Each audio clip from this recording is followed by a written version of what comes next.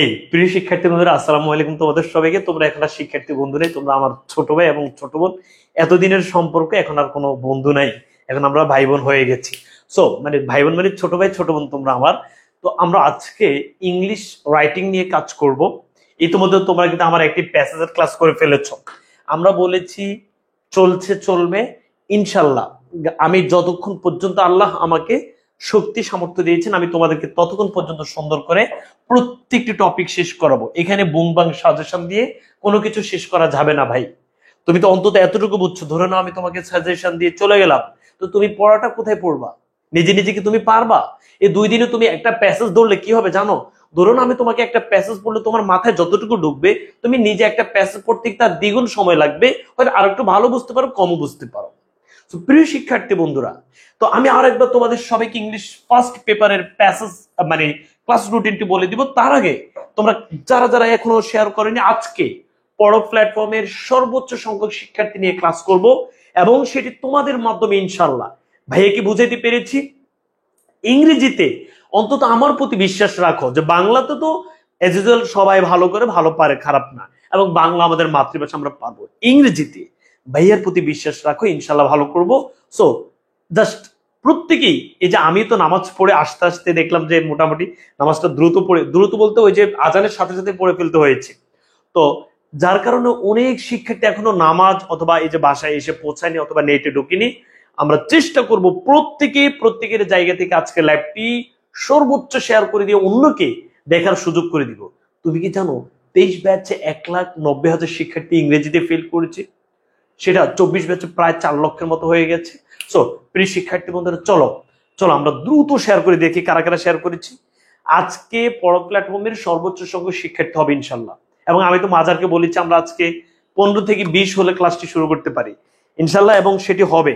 ওকে ওকে, সবাই মিলে সবার জায়গা থেকে একদম সবাই মিলে শেয়ার ডান আজকে করবা যে ভাই, ঠিক আছে?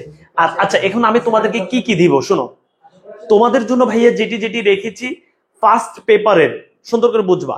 ফার্স্ট পেপারের টোটাল আমি 20টা প্যাসেজ ঠিক করেছি। ওই 20টা প্যাসেজ আমি পড়াবো। ওই 20টা প্যাসেজের এমসিকিউ এবং শর্ট প্রশ্ন, প্রত্যেকটার flow chart, summary, with clues without clues, rearrange এবং রাইটিং এর পিডিএফ। একদম তুমি আর ধরে নাও কোনো বই ধরা লাগবে না। আমি যা যা দিব আমি তোমাকে একবার পিডিএফটি দেখাই। আমি একদম প্রত্যেকটি ওই যে বুংবাং সাজেশন দিব না, দেখো প্রথমে আমি তোমাকে ইনফর্মাল লেটার বুঝাবো, তারপর টোটাল কতটি প্রশ্নের বেসিক ধারণা নিলে তোমার হয়ে যাবে। এরপর টোটাল ইনফর্মাল লেটার যতগুলো আছে সবগুলোর উত্তর দিয়ে দিয়েছি। তুই একবার এগুলো পড়ে নিবা, দেখবা যে ইনশাল্লাহ এর বাইরে পাবা না। এতটুকু অন্তত ভাইয়ের প্রতি বিশ্বাস রাখো। আচ্ছা, ইনফর্মাল লেটার যখন আমরা শেষ করব তখন আমরা গ্রাফ পড়বো। গ্রাফ ভাইয়া তোমাদেরকে প্রথমে বুঝাই দিব। হ্যাঁ, বুঝে দেওয়ার পর গ্রাফ যতগুলো আছে, এই যে আমাদের টেস্ট পেপার অ্যানালাইসিস করে এবং বোর্ড প্রশ্ন অ্যানালাইসিস করে যত প্রশ্ন আছে সব প্রশ্ন ভাইয়া তোমাকে সুন্দর করে বুঝাই দিব, তারপর সেগুলোর উত্তর। এরপর আমরা হচ্ছে কমপ্লিটিং স্টোরি, এই সব কিছুর পিডিএফ ইনশাল্লাহ আমি তোমাদেরকে দিয়ে দিব। সো ইতিমধ্যে আমরা 6000 শিক্ষার্থী হয়েছি এবং আমরা আর 10,000 হলে শুরু করে দিব এবং হয়ে যাব। তোমরা এতটুকু বিশ্বাস রাখো, সবাই মিলে সবার জায়গা থেকে আজকে শেয়ার করে দিই এবং ইনশাল্লাহ তোমরা ভাইয়ের প্রতি বিশ্বাস রাখো। আমরা বিকেলে যেটি করেছি, দেখি বিকেলে আমরা প্যাসেজের ক্লাস কারা কারা করেছি। তোমরা অনেকেই প্যাসেজের ক্লাসগুলো করনি। শুনো, ফ্লো চার্ট এটি আমার কাছে একদম মানে দুষ্টামি, এবং প্যাসেজ যখন তোমরা পারবা তোমরা বললো দূর গালে ফ্লো চার্ট আবার কিসের পড়াও, এটা কোনো পড়া হইলো? এই কারণে তুমি ফ্লো চার্ট পাঠতে হলে তো তোমাকে ভাইয়া প্রথমে যেটি পাঠতে হবে প্যাসেজ। প্যাসেজ না পারলে তুমি এমসিকিউ পারবা না। আর তোমাদের আরেকটা সমস্যা কি জানো? সমস্যা যে তুমি গাইড থেকে পড়ো। গাইড থেকে কি পড়ো? গাইড থেকে তুমি পড়ছো যে একটা গাইড থেকে তুমি একটা প্যাসেজ পড়ছো, পড়ে সেটার এমসিকিউ পড়ো, সেটার শর্ট প্রশ্ন পড়ো, দেখো তোমার সব মাথার উপরে দিয়ে যায় না। গাইডে যে এমসিকিউ আছে সেগুলো তো বোর্ড প্রশ্ন আসবে না। বোর্ড প্রশ্নে যে এমসিকিউ গুলো আসবে সেগুলো হুবহু প্যাসেজ থেকে আসবে। বোর্ড প্রশ্নে যে শর্ট প্রশ্ন আসবে হুবহু প্যাসেজ থেকে আসবে। তবে আমাকে তোমরা এই সুযোগটা দিতে হবে, আগে আমার সাথে মিনিমাম 15টা প্যাসেজ তুমি সুন্দর করে শেষ করবা। তারপর প্যাসেজ থেকে প্রশ্নের উত্তর কত সহজে দেয়া যায়, এমসিকিউ কত সহজে দেয়া যায় সেটি। এই যে এখন এমসিকিউ আমি যে বললাম চাপাবাজি হয়ে গেছে না, না, ভোকাবুলারি ছাড়া প্রশ্নের উত্তর তুমি প্যাসেজ থেকে 100% দিতে পারবা। 5টা এমসিকিউর মধ্যে 2টা হয়তো ভোকাবুলারি থাকবে, একটা থাকবে, বাকি 4টা ইনশাল্লাহ পারবা, ওই প্যাসেজ থেকে থাকবে। প্রশ্ন 5টা, এটা কোনো 30 পারার বাইরে থেকে আসবে না, প্যাসেজ থেকে আসবে। প্রশ্ন যেগুলো আসবে প্যাসেজ থেকে থাকবে রে ভাইয়া, বুঝে গেছে? প্রিয় শিক্ষার্থী বন্ধুরা, আজ বিকেল 4টায় আমরা 5টা প্যাসেজ শেষ করেছি।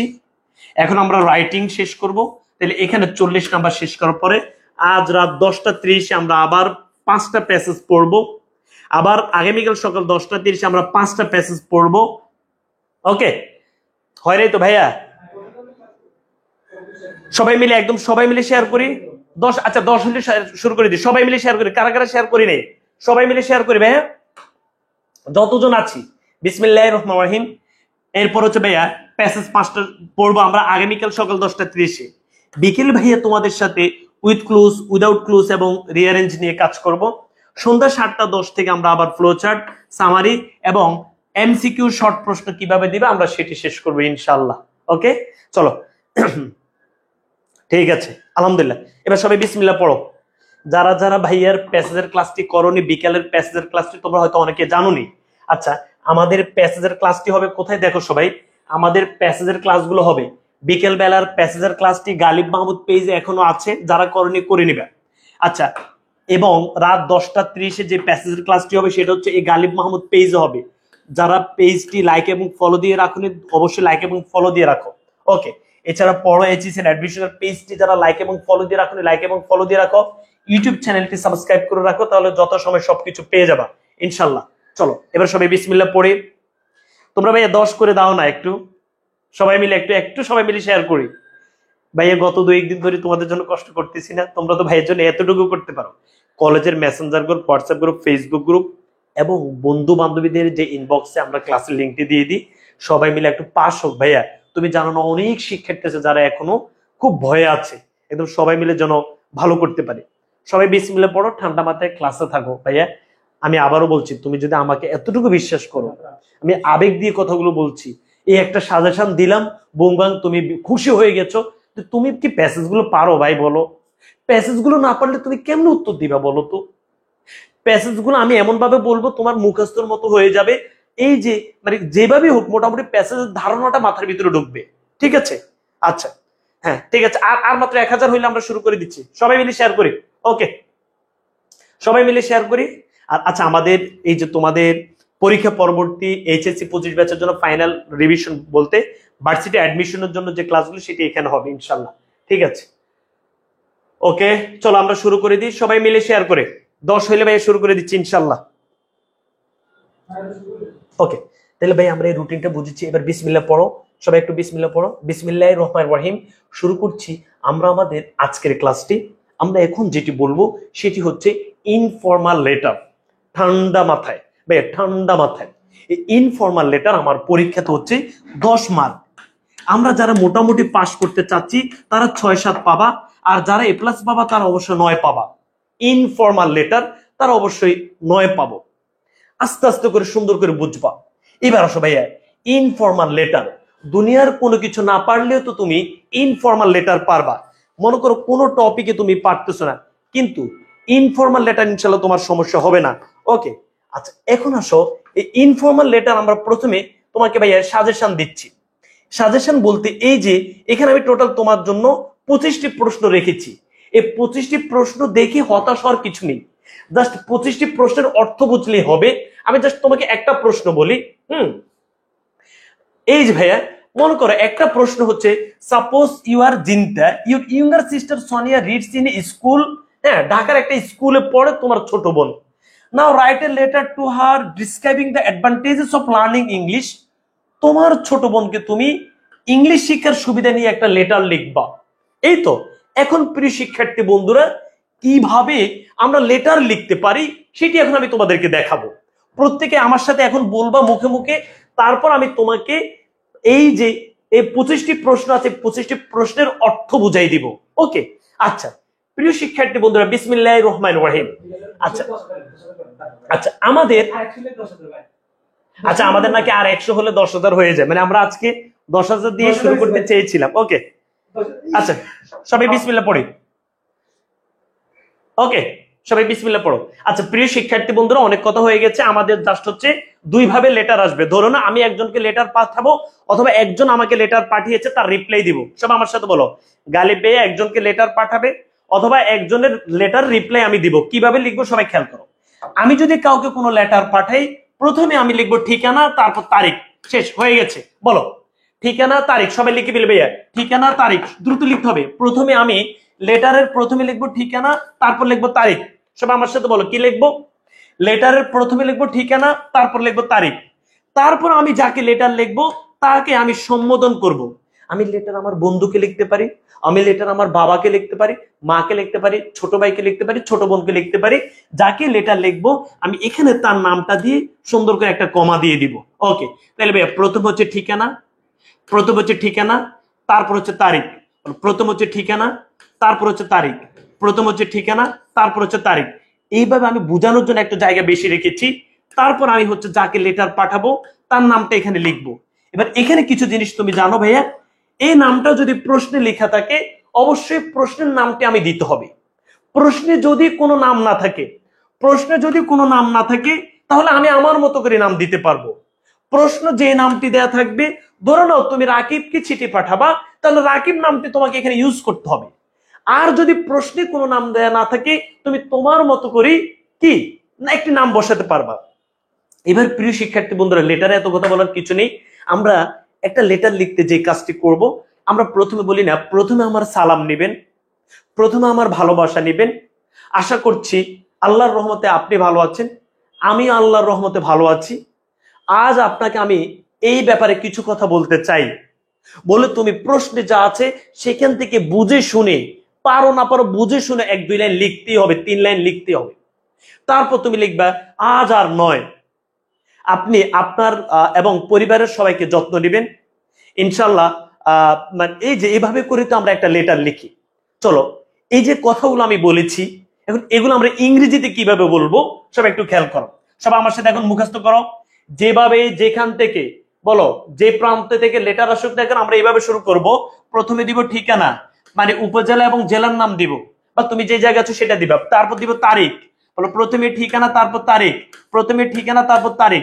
তারপর যাকে লেটার লিখবো তার নামটা দিব, এখানে একটা কমা দিব। এরপর আমরা বলবো প্রথমে আমার সালাম নিবে, অথবা প্রথমে আমার ভালোবাসা নিবে। এটার ইংরেজি কি? এট ফার্স্ট টেক মাই সালাম, অথবা at first take my love from the core of my heart. বলো আমার সাথে মুখস্থ বলো, বলো প্রথমে আমার ভালোবাসা নিবে, অথবা আমার অন্তরের অন্তঃস্থল থেকে ভালোবাসা নিবে। তুমি এই পর্যন্ত দিতে পারো, এট ফার্স্ট টেক মাই সালাম অথবা টেক মাই লাভ। গত এই যে তোমাদের বাংলা দ্বিতীয় পত্র গিয়েছে, বৈদ্যুতিক চিঠি, পোলাপান মনে করেছে যে এখানে 2 পেজ লিখবে। না ভাইয়া, যত কম লিখবা তত ভালো। তাহলে বলো প্রথমে আমার সালাম নিবেন, প্রথমে আমার সালাম নেবেন। আই হোপ, আমি আশা করি you are well by the grace of Almighty Allah, আল্লাহর রহমতে। আই হোপ, আমি আশা করি you are well by the grace of Almighty Allah, আল্লাহর রহমতে আপনি ভালো আছেন। আই এম অলসো ওয়েল, আমিও ভালো আছি। I would like to write you some lines about, আমি আপনাকে কিছু লাইন লিখতে চাই। আমি বলেছি তুমি যেই লেভেলের স্টুডেন্ট হও না কেন, আমি লেটারটা বুঝাই দিব, গ্রাফ তুমি যেভাবে দেখবা আমি লাইনগুলো সুন্দর করে বুঝাই দিব, কমপ্লিটিং স্টোরি সুন্দর করে বুঝাই দিব, এভাবে তুমি লিখে আসতেই হবে, কোনোভাবে ছেড়ে আসা যাবে না। তাহলে এটা মুখস্থ করো। এট ফার্স্ট টেক মাই সালাম from the core of my heart, I hope you are well by the grace of Almighty Allah, I am also well, I would like to write you some lines about. এটা লিখে তুমি এখানে বিষয়টা লিখবে, কি বিষয় তুমি লিখতে চাও সেটা লিখবে। লিখে ভাইয়া এখানে তোমার নিজ থেকে মিনিমাম ভাইয়া 2 থেকে 3 লাইন না লিখলে হবে না। তুমি যদি 1 লাইনও লিখতে না পারো, তুমি মোটামুটি ভাইয়া যারা টোটালি লিখতে পারো না, প্রশ্ন বুঝে হইলে অন্তত ভাইয়া 2টা লাইন লিখতে হবে। অটো কোনো লেটার নেই ভাইয়া, অটো কোনো লেটার নেই। ওকে, সবাই তাইলে লিখে ভাইয়া, এট ফার্স্ট টেক মাই সালাম from the core of my heart, I hope you are well by the grace of Almighty Allah. I am also well. I'd like to write you some lines about, লিখে এখানে বিষয়টা লিখবো, যে বিষয়টা আসছে। এরপরে ভাইয়া নিচ থেকে আমি অবশ্যই এখানে 1 থেকে 2 লাইন লিখবো। বলো, লেটার আমরা যেটি করব সেটি হচ্ছে ঠিকানা থেকে, এই যে আমরা এটা শুরু করব, এখানে কোনো ধরনের কম বেশ হওয়া যাবে না। একদম এই যে ভাইয়া আমাদের বাম দিকে যেটা হবে, প্রত্যেকটা লাইন যেন সমান সমান হয়, কোনো কম বেশি হওয়া যাবে না। আশা করছি প্রত্যেকে এই বিষয়টি বুঝতে পেরেছি। এরপর আমরা যেটি দিব সেটি হচ্ছে নিচ থেকে 2 থেকে 3 লাইন লিখতে হবে, বা 4 লাইন লিখবা, লিখবা নো মোর টুডে, আজ আর নয়। কি লিখবা? নো মোর টুডে, আজ আর নয়। বলো আমার সাথে মুখস্থ বলো, নো মোর টুডে। সবাইকে লিখতেছি, আজ আর নয়। Take care of your selfs and your family, তুমি take care of your selfs and your family, তুমি তোমার এবং তোমার পরিবারের যত্ন নাও। I am looking forward to hearing from you very soon, I am looking forward to hearing from you very soon. এরপরে তুমি দিবে ভাই your loving friend, your loving son, your loving daughter, তুমি তোমার মতো করে দিবে। দেখে এখানে নামটা লিখে দিবে। তাহলে কত সুন্দর করে হয়ে গেছে না লেটার? তাহলে এখান থেকে আমরা যেটি শিখতে পেরেছি যে নিজ থেকে আমাকে অবশ্যই 1-2 লাইন লিখতেই হবে। এবার হচ্ছে চিঠিটি আমাকে পাঠাতে হলে কি লাগবে? চিঠিটি আমাকে পাঠাতে হলে স্টাম্প লাগবে। এবার স্টাম্প কোথায় দিব, কিভাবে দিব, সবাই খেয়াল করো। আমরা চেষ্টা করব লেটারটি 1 পেজে লিখতে, পরবর্তী পেজে আমি স্টাম্পটি দিব। অবশ্যই এই যে আমি বাম পাশে যেভাবে লিখেছি স্টাম্পটি সেভাবে দিব। ভাইয়া বিসমিল্লাহ পড়ো ভাইয়া, স্টাম্পটি সেভাবে দিব। স্টাম্প না দিলে কিন্তু হবে না। তুমি যে চিঠিটি পাঠাবা, চিঠিটি কিভাবে পাঠাবা? স্টাম্পের মাধ্যমে, খামের মাধ্যমে। তাহলে এখানে তুমি সুন্দর করে স্টাম্প লিখবা। লিখে এবার প্রিয় শিক্ষার্থী বন্ধুরা আমরা যে পাঠাবো এখানে এভাবে দিবা। দিয়ে যে পাঠাবে সে হচ্ছে ফ্রম, এখানে কি কি ভুল করে সেটি দেখে দিচ্ছি। যাকে পাঠাবা সে হচ্ছে টু। এবার প্রিয় শিক্ষার্থী বন্ধুরা এখানে কোন নামটা আসবে আর এখানে কোন নামটা আসবে সেটা খেয়াল করো। চিঠির একদম প্রথমে যদি তুমি রাকিব লিখছো, বলো চিঠির একদম প্রথমে যার নাম লিখবো তার নাম এবং তার ঠিকানা এখানে আসবে। চিঠির একদম শেষে যার নাম লিখবো তার ঠিকানা এখানে আসবে। হয়ে গেছে, শেষ। বলো ফ্রম এর ঘরে কোনটা আসবে? চিঠির একদম প্রথমে, চিঠির একদম প্রথমে, চিঠির একদম প্রথমে যার নাম থাকবে তার নাম টু এর ঘরে আসবে, এবং তার ঠিকানাটা যদি প্রশ্নে থাকে প্রশ্ন থেকে দিব, প্রশ্ন না থাকলে নিচ থেকে দেখব। এরপরে প্রিয় শিক্ষার্থী বন্ধুরা চিঠির একদম শেষে যার নাম থাকবে তার নামটা এখানে আসবে। ভাই কি আল্লাহর রহমতে বুঝাইতে পেরেছি? বলো আল্লাহর রহমতে বুঝাইতে পেরেছি? ভাই আল্লাহর রহমতে বুঝাইতে পেরেছি। এই হচ্ছে স্টাম্প। এইবার আশা করি যে সবাই বুঝতে পেরেছো। ভাই আরেকবার শুনো, ফ্রম এর ঘরে কি আসবে? বলো চিঠির একদম শেষে যার নাম থাকবে তার নামটা ফ্রম এর ঘরে আসবে। মানে সে চিঠিটি পাঠাচ্ছে, ইতি তোমার বন্ধু, ইতি তোমার ছেলে, ইতি তোমার মেয়ে, ইতি তোমার ভালোবাসার ভাই, ভালোবাসার বোন। তো এই যে এখানে যে নামটা থাকবে সে তো চিঠিটি পাঠাচ্ছে। আর চিঠির একদম এই যে টু এর ঘরে কি আসবে? ওই যে চিঠির একদম প্রথমে যার নামটা থাকে। স্টাম্প কি তোমরা সুন্দর করে লিখেছ? স্টাম্পটা কোন বরাবর হবে? ওই যে প্রিয় শিক্ষার্থী বন্ধুরা হাতের বাম বাম পাশে আমরা যেভাবে বরাবর লিখছি স্টাম্প ঠিক সেভাবেই হবে। এখানে স্টাম্প লিখবে, আঁকটা পুরোটা দিয়ে দিব না ভাই, এখান পর্যন্ত আঁক উঠাবো, ঠিক আছে? এই আর এইদিকে বাম দিকে হবে ফ্রম, ডান দিকে হবে টু। এই হচ্ছে তোমাকে ফরম্যাটটা বললাম। এবার সবাই একটু 1 মিনিট এটা মুখস্থ করো তো। এটা 10 মার্কের মধ্যে ইনশাল্লাহ যারা পাস করতে চাও তারা 6-7 এখান থেকে উঠাইতেই হবে, ঠিক ঠিক আছে, 6-7 এখান থেকে উঠাইতে হবে। বলো, এট ফার্স্ট টেক মাই সালাম। এই ভাইয়া যারা সহজ বলো, প্রথম আমার সালাম নেবেন, এট ফার্স্ট টেক মাই সালাম, টেক মাই সালাম। আশা করি আপনি ভালো আছেন। I hope you are well.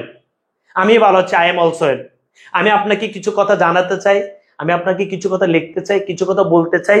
যারা আমার রাইটিং ব্যাচে ছিলেন তারা তো এগুলো লিখতে পারো, যারা ছিল না তারা আপাতত এখন নিচ থেকে হইলো লিখতে হবে। তাহলে তুমি তোমার মতো করে লিখবা ভাইয়া, 2-3-4 লাইন লিখতেই হবে, যেভাবে হোক লিখি আসবা।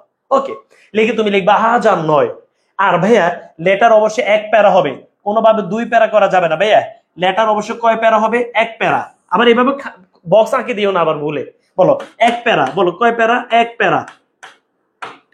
লেটার অবশ্যই 1 প্যারা হবে ভাইয়া, একটা প্যারা হবে, 2টা প্যারা করা যাবে না। মানে তুমি এখান থেকে কতটুকু লিখছো এখান থেকে খালি রেখে আবার এখান থেকে শুরু করছো, এটা করা যাবে না। একদম প্রত্যেকটা লাইন এদিক সেদিক সমান সমান হবে ভাইয়া। এই 1 প্যারা হবে লেটারে।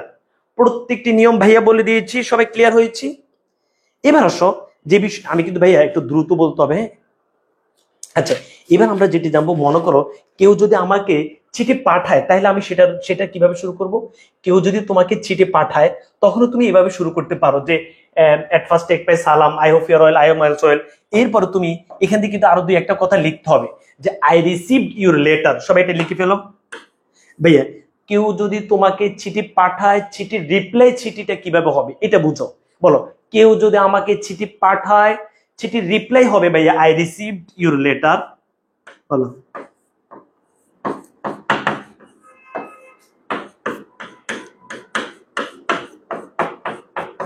সবাই একটু লিখে ফেলি, thank you for your letter. বলো, thank you, thank you, thank you for your letter. এই কথা লিখে ফেলো।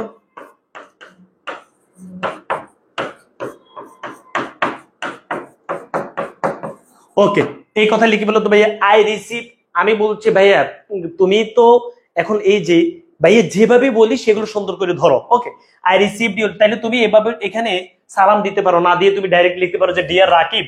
এভাবে ভাইয়া, dear Rakib, I received your letter, thank you for your letter.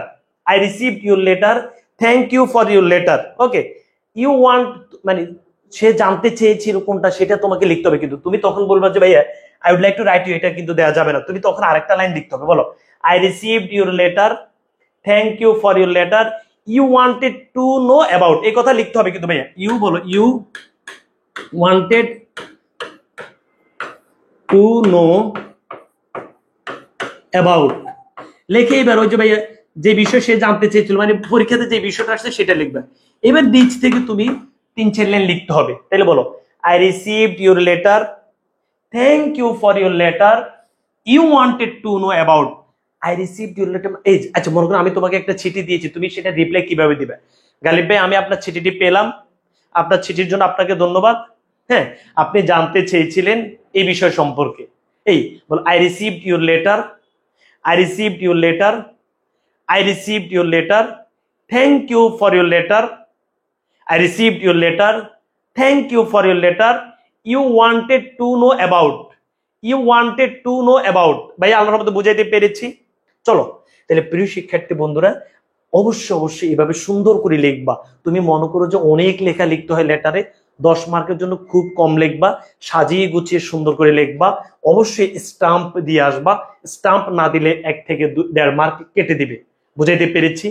বুঝাইতে পেরেছি? ওকে, চলো। আচ্ছা, এবার প্রিয় শিক্ষার্থী বন্ধুরা, ভাইয়া তোমাদেরকে প্রশ্নগুলো একবার বলে দিই, যেভাবে আসুক শোনো। শুধু প্রশ্নগুলো একবার পড়ে যাবা আর উত্তরগুলো একবার দেখে যাবা। হ্যাঁ, সব উত্তর দেখা লাগবে না, মানে তুমি নিচ থেকে যে 2-3 লাইন লিখবা সেটি কিভাবে লিখবা। চলো, প্রশ্ন এর বাইরে আসবে না ইনশাল্লাহ। ভাইয়া এখন বলবা যে ভাই 25টা প্রশ্ন এর বাইরে কিভাবে আসে, মানে ভাইয়া এমন ভাবে দিয়েছি যেন একবার প্রশ্ন পড়ে যাও, উত্তর পড়া লাগবে না। প্রশ্ন না বুঝলে তো সেটা হবে না। ওকে, প্রশ্নগুলো একবার বলি, তারপর আমরা গ্রাফ চার্টে চলে যাব। বিসমিল্লাহির রহমানির রহিম। আমরা আবার এই ভাইয়া তোমাদেরকে সময় দিব, ওই সময়ের মধ্যে রাইটিং পার্ট শেষ করে আবার প্যাসেজের ক্লাসে চলে আসতে হবে। বিসমিল্লাহির রহমানির রহিম। Suppose you are Abir, you have a pen friend, মানে পত্র বন্ধু, John who lives in Australia, he wants to know about the anti discrimination student movement in Bangladesh. তোমার এক বন্ধু অস্ট্রেলিয়াতে বাস করে, সে তোমাদের এই যে বৈষম্য বিরোধী আন্দোলন হয়েছে সেটি সম্পর্কে জানতে চায়, সে ব্যাপারে তুমি লেটার লিখবা। আচ্ছা, এরপরে now write a letter to describe the advantages of learning English, ইংরেজি শেখার গুরুত্বের ব্যাপারে একটা লেটার লিখবা। তোমার ইয়ঙ্গার ব্রাদার আছে যে afraid of using computer, computer ব্যবহারে ভয় পায়, he doesn't know how to run ইট, কিভাবে কম্পিউটার রান করে সেটি জানে না। Right a letter to your younger brother giving some suggestion for learning and running computer. তুমি তোমার ভাইকে, তাইলে টোটাল কি কি বিষয় আসতে পারে সেটা একটু সবাই খেয়াল করো। তুমি তোমার ভাইকে, সবাই কি দেখতে পাচ্ছে ভাইয়া, দেখা যায়? আচ্ছা, তুমি তোমার ভাইকে সাম সাজেশন, কিছু সাজেশন দাও for learning and running computer, কিভাবে কম্পিউটার শিখবে এবং চালাবে। আচ্ছা, তুমি তোমার ব্রাদার, তুমি হচ্ছে write a letter to your brother অথবা sister Shakil Sabiha advising him her not to share any wrong information on Facebook. তোমার ছোট ভাই অথবা ছোট বোনকে ফেসবুকে কোনো রং ইনফরমেশন যেন শেয়ার না করে সে বিষয়ে একটা লেটার লেখো। এরপরে প্রিয় শিক্ষার্থী বন্ধুরা, রিসিভে, এই যে ভাই এই খাতা খেয়াল করো, you have just received a letter from your pen friend.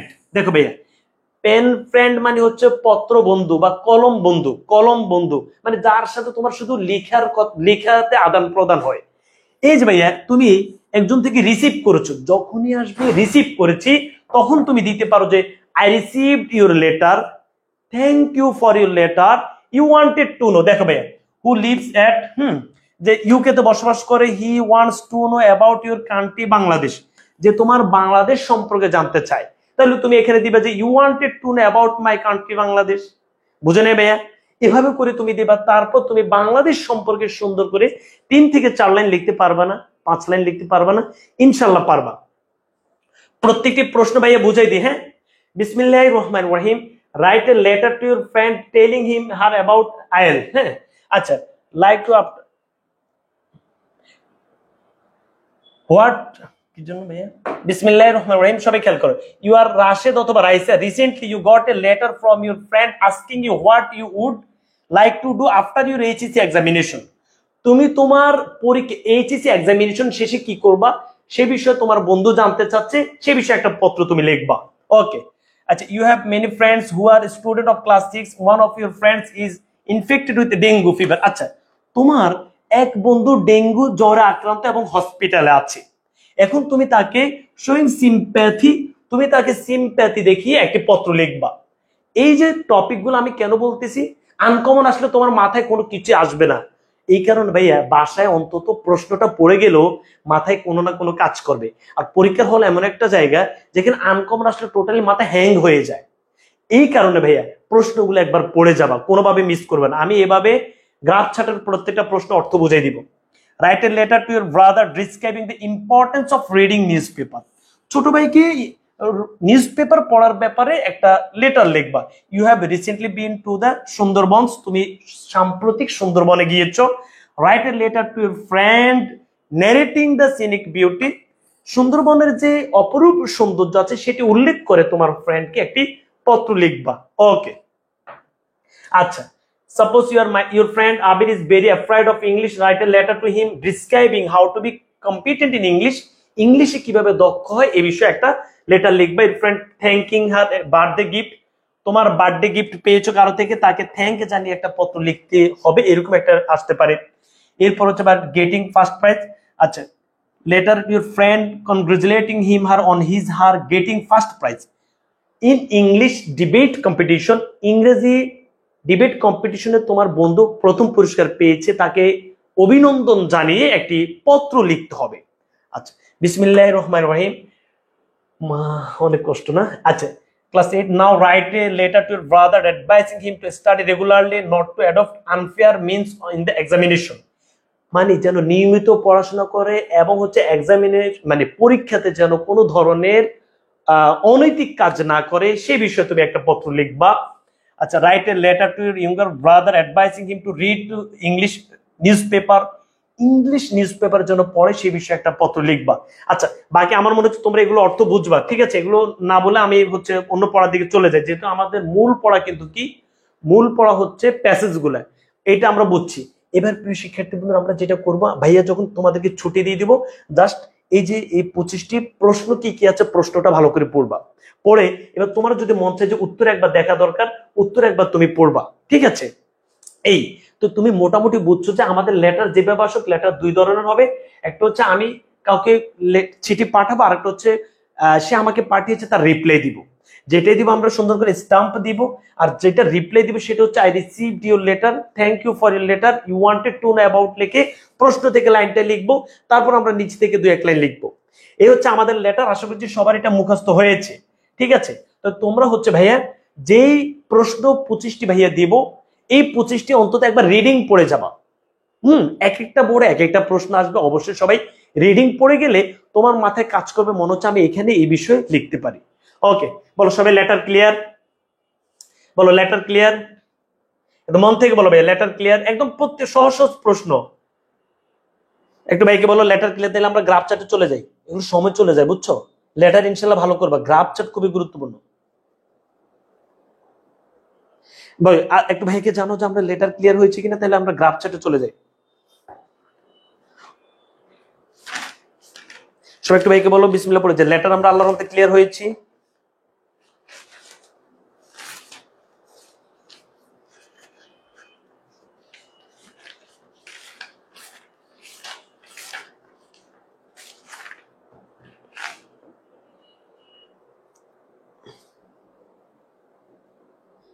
Letter উত্তর এই যে আমি দিয়ে দিচ্ছি, তো এই যে ভাইয়া লেটার উত্তর প্রত্যেকটা এখানে যে প্রশ্নগুলো দিয়েছি, এই প্রশ্নগুলোর উত্তর এখানে আছে, এই যে প্রত্যেকটার উত্তর দিয়ে দিয়েছে, প্রত্যেকটার উত্তর, শুধু এটা না একদম প্রত্যেকটার উত্তর দিব।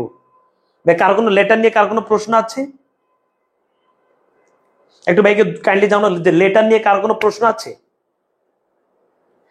আমাদের ফার্স্ট পেপারের প্যাসেজের ক্লাসগুলো গালিব মাহমুদ পেজ হবে। এই ক্লাসটি শেষ করার সাথে সাথে গালিব মাহমুদ পেজ, এই যে আজকের ক্লাসের ক্যাপশনে পেজের লিংক থাকবে, তোমরা অবশ্যই সেটা লাইক এবং ফলো দিয়ে রাখবা, যেন ক্লাস শুরুর সাথে সাথে নোটিফিকেশন পেয়ে যাও।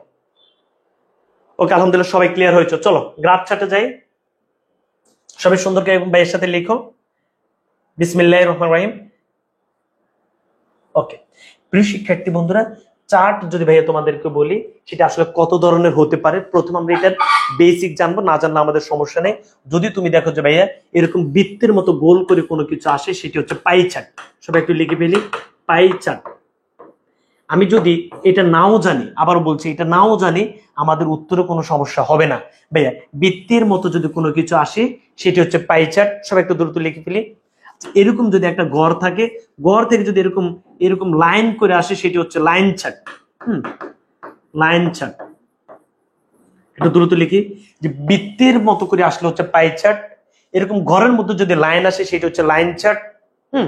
এরপরে প্রিয় শিক্ষার্থী বন্ধুরা, যদি এরকম করে আসে যে একটা কলামের সাথে আরেকটা কলাম যদি অ্যাডজাস্ট করে থাকে, সেটার নাম হচ্ছে হিস্টোগ্রাম।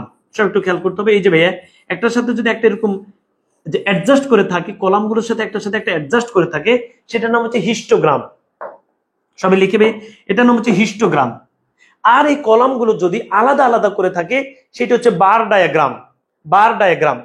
প্রিয় শিক্ষার্থী বন্ধুরা, ঠিক এভাবে যদি তুমি দেখো যে এভাবে আসছে, এভাবে আসছে, তাহলে সেটি হবে বার ডায়াগ্রাম।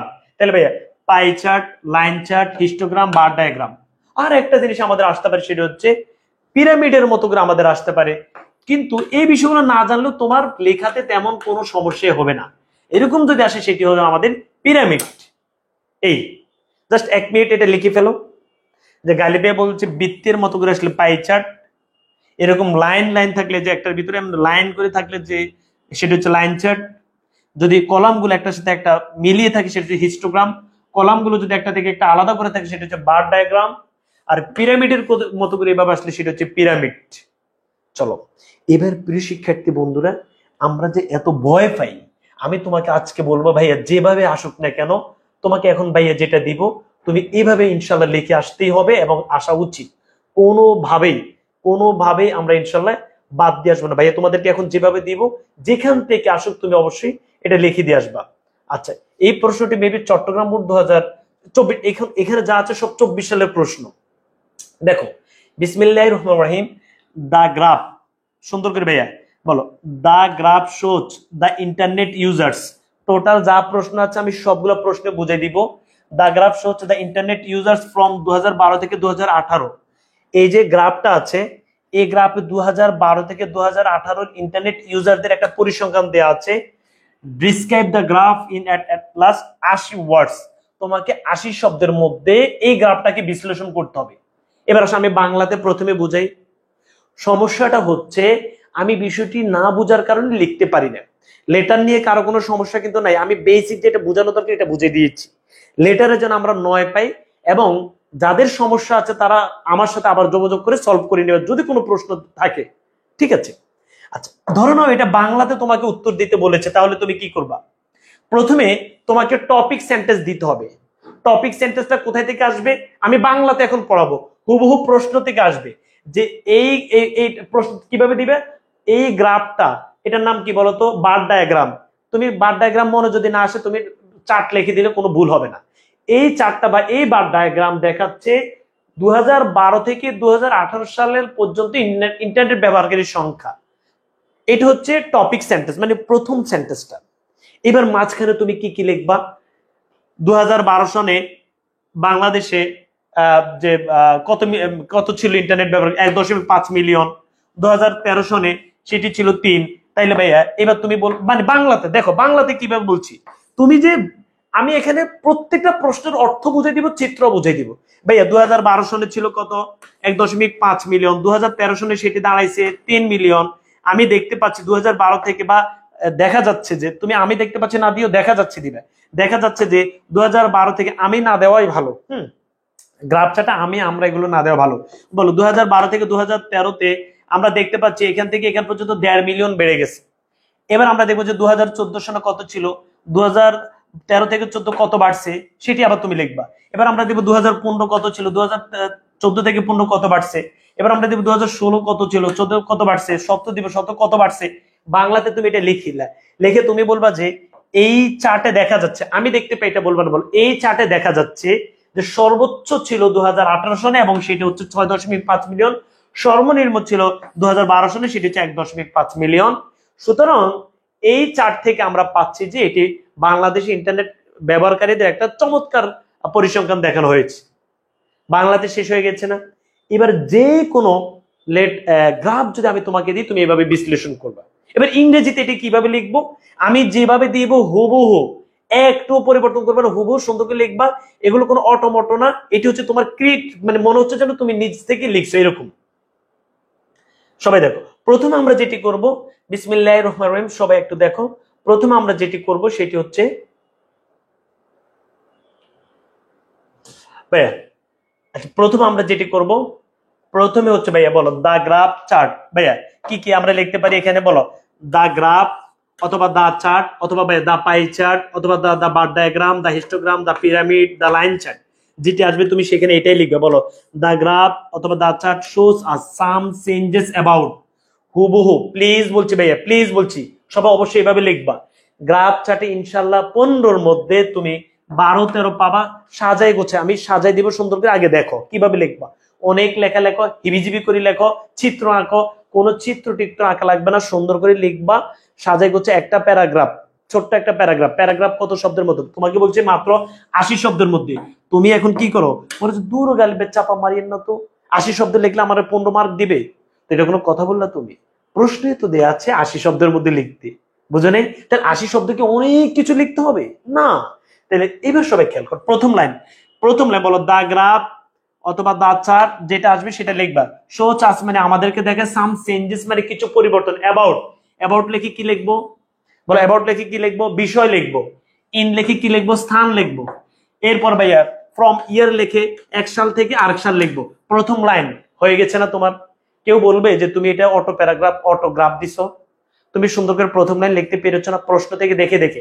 বলো the graph shows us some changes about নাকি বিষয়টা কি কি দেখাইতেছে? বলো অ্যাবাউট নাকি ইন্টারনেট ইউজার্স।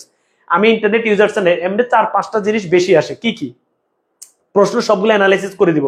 ইন্টারনেট ইউজার্স আসে, এরপরে একটা পরিবারের খরচ আসে, একটা স্টুডেন্টের অ্যাক্টিভিটিস মানে সে কোথায় কিভাবে সময় ব্যয় করে, একজন আয় করে সে আয় কোথায় কিভাবে খরচ করে, এরপর বাংলাদেশে যারা শিক্ষিত আছে শিক্ষিতরা কোন কোন পেশাগুলো গ্রহণ করে। এই টোটাল ঘুরে ফিরে 6, 7, 8টা গ্রাফে আসে, মানে এই টপিক গুলো আসে, বুঝছো? তো তো প্রিয় শিক্ষার্থী বন্ধুরা, দ্য গ্রাফ শোজ আর সাম সেন্টেন্স অ্যাবাউট এখানে বিষয়টা লিখবা, বিষয় হচ্ছে ইন্টারনেট ইউজার্স, ইন লিখে স্থান লিখবা। প্রশ্ন যদি স্থান না থাকে আমরা দিব না, লিখে ফেলো। প্রশ্ন যদি স্থান না থাকে তাহলে আমরা এটা লিখবো না। প্রশ্ন যদি স্থান থাকে, প্রশ্ন থাকবে যে বাংলাদেশে পরিবেশ দূষণের বিভিন্ন কারণ, এরপর পরিবেশ দূষণ আসে, যে পরিবেশ দূষণ হয়েছে এই কারণগুলোর কারণে। তো তুমি লিখবা যে ইন বাংলাদেশ, এবার কত সাল থেকে কত সাল, যে এত সাল থেকে এত সাল। এখন এত সাল থেকে এত সাল নাই, তুমি তো দেওয়া দরকার নেই। অনেক সময় দেখবে সাল নাই, তাহলে দেওয়া দরকার নাই। তো তাহলে যদি প্রশ্নের সাল দেয়া থাকে তাইলে তো আমি দিব, না থাকলে না। আমি দিব যে দ্য গ্রাফ বা the chart shows us some changes about লিখে যে আমাদের বাংলাদেশের এনভায়রনমেন্টের এই পরিবেশ বা এসে, মানে প্রশ্নে যেটা দেয়া থাকবে সেটা আমরা এখানে লিখে দিব। বুঝা গেছে? প্রথম লাইন এটা তুমি লিখছো, তাহলে এটা তুমি একবার দেখো তো তোমার এটা ক্লিয়ার হয়েছে কিনা। গ্রাফ এবং আমি স্টোরি ক্লিয়ার করে দিব। আমি বলছি লিখাতে তুমি পারবা ভাই, তুমি আমার প্রতি এতটুকু বিশ্বাস রাখো। আমি তো আর মানে একদম যে তোমার সব খাওয়াই দিতে পারবো। লেটার এটা কি আমি মাঝখানে লাইনগুলোকে অটো বললে তুমি মানবা? এটা কি কোনো মানে ইন্টারের পরে এটার সাথে যায়? ফরম্যাটটা বুঝাই দিয়েছি, প্রথম লাইনগুলো বুঝাই দিয়েছি, মাঝখান থেকে 2-3 লাইন তুমি নিচ থেকে লিখে আসবা, ইনশাল্লাহ পারবা। বুং বাং লিখিও না, এক লাইন আগে দিয়ে এক লাইন মাঝখানে এরকম না, একদম যেন তুমি যে স্মার্টলি চলো, তোমার লেটারটা যেন স্মার্ট হয়। সবাই প্রথম লাইন বুঝছি, তাহলে তুমি এখান থেকে প্রথম লাইন লেখো তো। এরকম হতাশ হইলে তো হবে না। প্রত্যেকটা প্রশ্ন ভাইয়া দেখে দিব, তুমি এখান থেকে এখন প্রথম লাইন লেখো তো দেখে। এটা প্রথম লাইন লেখো তো কিভাবে হবে। যে তুমি লিখছো ভাইয়া the graph shows us some changes, বলো এই যে ভাইয়া এটাই লিখছো, the graph shows us some changes about the internet users in Bangladesh. এখন বাংলাদেশ না থাকলে তুমি ফ্রম ইয়ার টু ইয়ার হয়ে গেছে না তোমার? প্রথম লাইন হয়ে গেছে না প্রশ্ন থেকে? তো তোমার বলছে 80 শব্দ লিখতে, 80 শব্দ লিখলে তুমি 15-র মধ্যে তুমি 12-13 পাবা। তুমি মানে কি চিন্তা করো তোমার, আমি নিজে বুঝি না। বুঝছো? প্রথম লাইন আশা করছি সবার হয়েছে। এরপর যদি কোনো অভিযোগ থাকে একদম কান ধরে দাঁড় করে রাখবো। প্রথম লাইন সবার হয়েছে। দুনিয়ার যেখান থেকে, বলো আমাকে, বলো বলো, দুনিয়ার যেখান থেকে আমাদেরকে গ্রাফ দেখ, কোনো টেনশন নেই, আমরা ইনশাল্লাহ প্রথম লাইন লিখতে পারবো। এরপর পরবর্তী লাইন কি? পরবর্তী লাইন কি? এবার ওই যে তোমাকে ভাই বাংলাতে বলছি না, সেটাকে তুমি ইংরেজিতে কিভাবে লিখবে সবাই খেয়াল করো। বিসমিল্লাহির রহমানির রহিম, বলো ইন দ্য ইয়ার। বলো এখানে 2012 সাল আছে না, তাহলে তুমি লিখলা, দু একজনের মাথার উপরে দিয়ে যেন না যায়, আল্লাহর হস্তে প্লিজ বলছি। বলো ইন দ্য ইয়ার, কত সাল বলো তো? 2000 2012। ভাই 2012 বলতে সময় চলে যায়। বলো ইন দ্য ইয়ার 2012 সাল। দা নাম্বার অথবা দা রেট, এখানে আমরা তিনটা শব্দ ইউজ করব, দা নাম্বার অথবা দা রেট অথবা দা পার্সেন্টেজ। প্রশ্ন যদি নাম্বার থাকে আমি এখানে নাম্বার ইউজ করব, প্রশ্ন যদি রেট থাকে আমি রেট ইউজ করব, প্রশ্ন যদি পার্সেন্টেজ থাকে PER,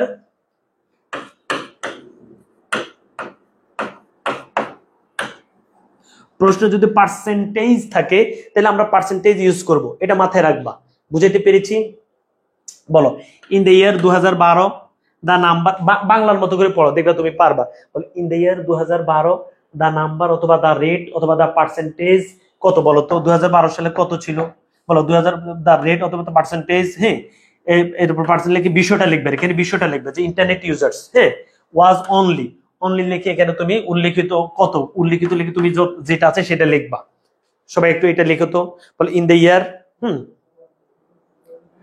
উল্লিখিত, এখানে উল্লিখিত হয় না, উল্লিখিত হার, হার এখানে হচ্ছে হারটা লিখবে। উল্লিখিত প্রশ্ন উল্লিখিত যে হার আছে সে হার লিখবে, উল্লিখিত হার, উল্লিখিত পার্সেন্ট অথবা উল্লিখিত সংখ্যাটা লিখবা।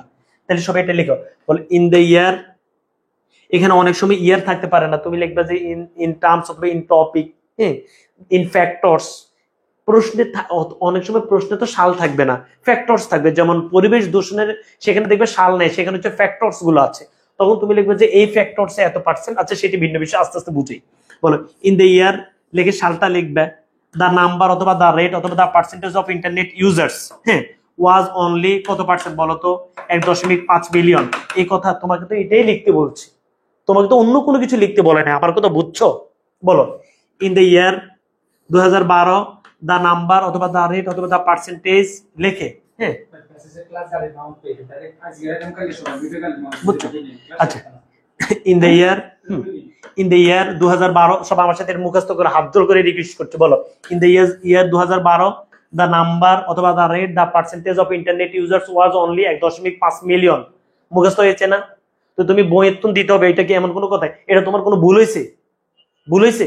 বলো বলো ইন দ্য ইয়ার 2012 আমার সাথে আমার মতো করে বলো, একদম সহজ ভাষায় বলো। In the year 2012 the number অথবা the rate the percentage of internet users was only 1.5 million.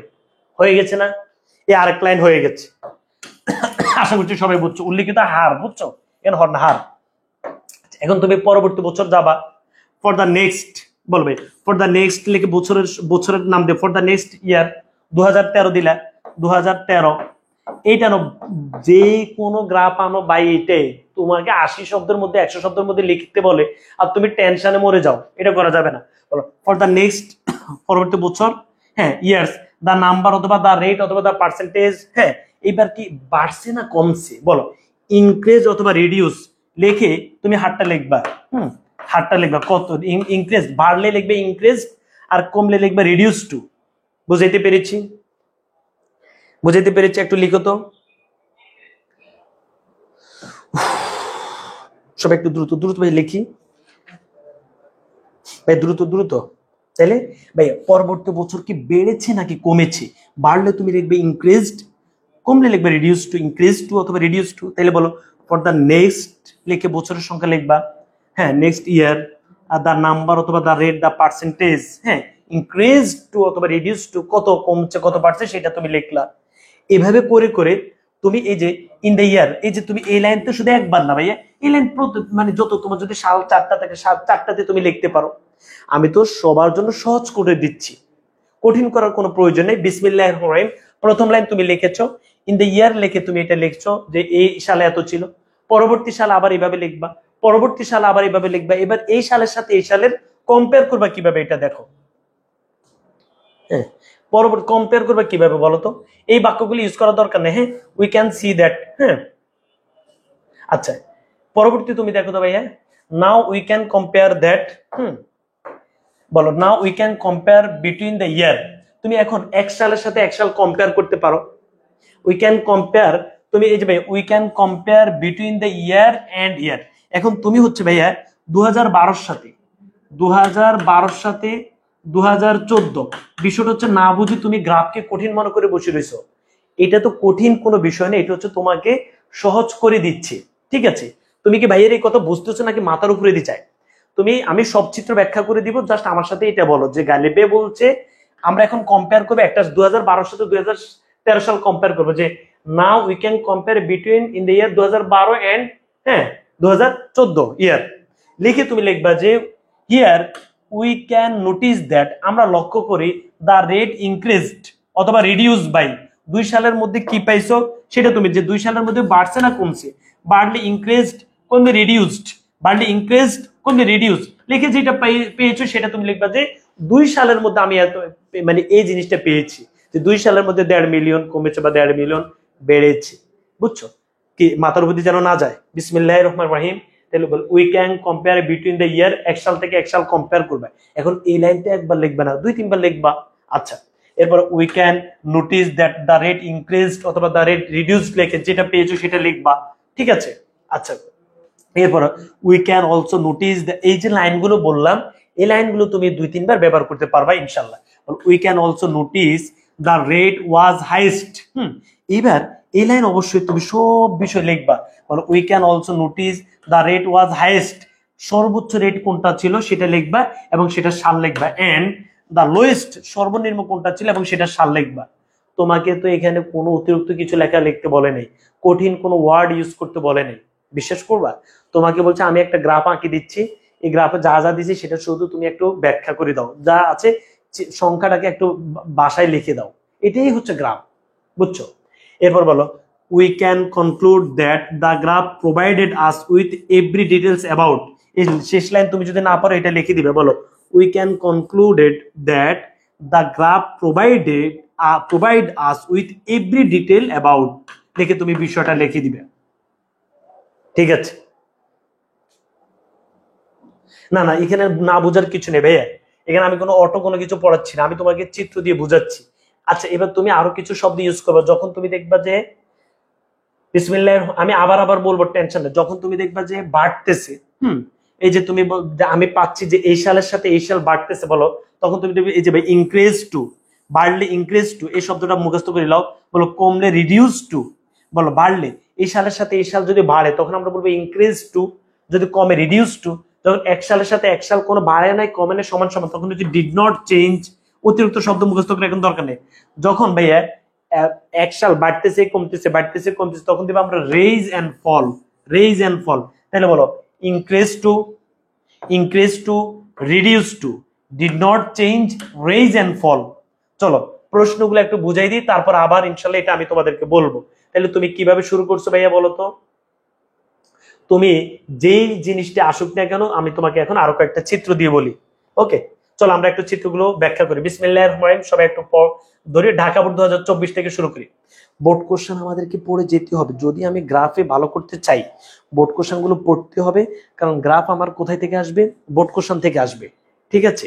আচ্ছা ভাই আমরা যেটা বলছি এটা কি মোটামুটি বোঝা গেছে? এবার চলো একটু আমি তোমাদেরকে প্রত্যেকটা প্রশ্ন সুন্দর করে অর্থ বুঝাই দিই। লেটার আমি বলি না, লেটার তোমরা পারবা, এগুলো একটু বলে দিই, তারপর আমরা কমপ্লিট স্টোরিতে চলে যাব। বিসমিল্লাহির রহমানির রহিম। আচ্ছা এটা বেবি এখানে বলে আসছে, এটা হবে দা গ্রাফ বিলো, বুঝছো? দা লাস্ট হবে না, কিন্তু একটা বানান বলে আসতে পারে। The graph below shows the users condition of social sites of mobile phone. ভাইয়া ঢাকা বোর্ড 2024 সালে কি আসছে বলো? Social sites of mobile phone in internet for the last 4 years. গত 4 বছরে মোবাইল ফোনে ইন্টারনেটের মানে মোবাইল ফোনের মাধ্যমে সোশ্যাল সাইটস ব্যবহার করে এরকম একটা পরিসংখ্যান দেয়া আছে। তোমাকে বলছে describe the graph highlights the information given in the chart. চার্টের মধ্যে যে তথ্যগুলো আছে সেই তথ্যগুলো তোমাকে হাইলাইটস করতে বলেছে। এখন আসো ভাই, ধরো না ভাইয়া তোমাকে বুংবাং বুঝাইলাম, তুমি কি এটা লিখতে পারবা না? বিসমিল্লাহ পড়ে বলো। এটা প্রথমে লিখলা প্রশ্ন থেকে দে দা গ্রাফ শোজ দা কি দেখাইতেছে মোবাইল ফোন, এরপরে মোবাইল সাইটস এর মাধ্যমে মানে কি জানো সোশ্যাল সাইটস ব্যবহার করবে, মোবাইল ফোনের মাধ্যমে ইন্টারনেট ব্যবহার করি। এটা হচ্ছে প্রশ্ন থেকে হুবহু দিলা।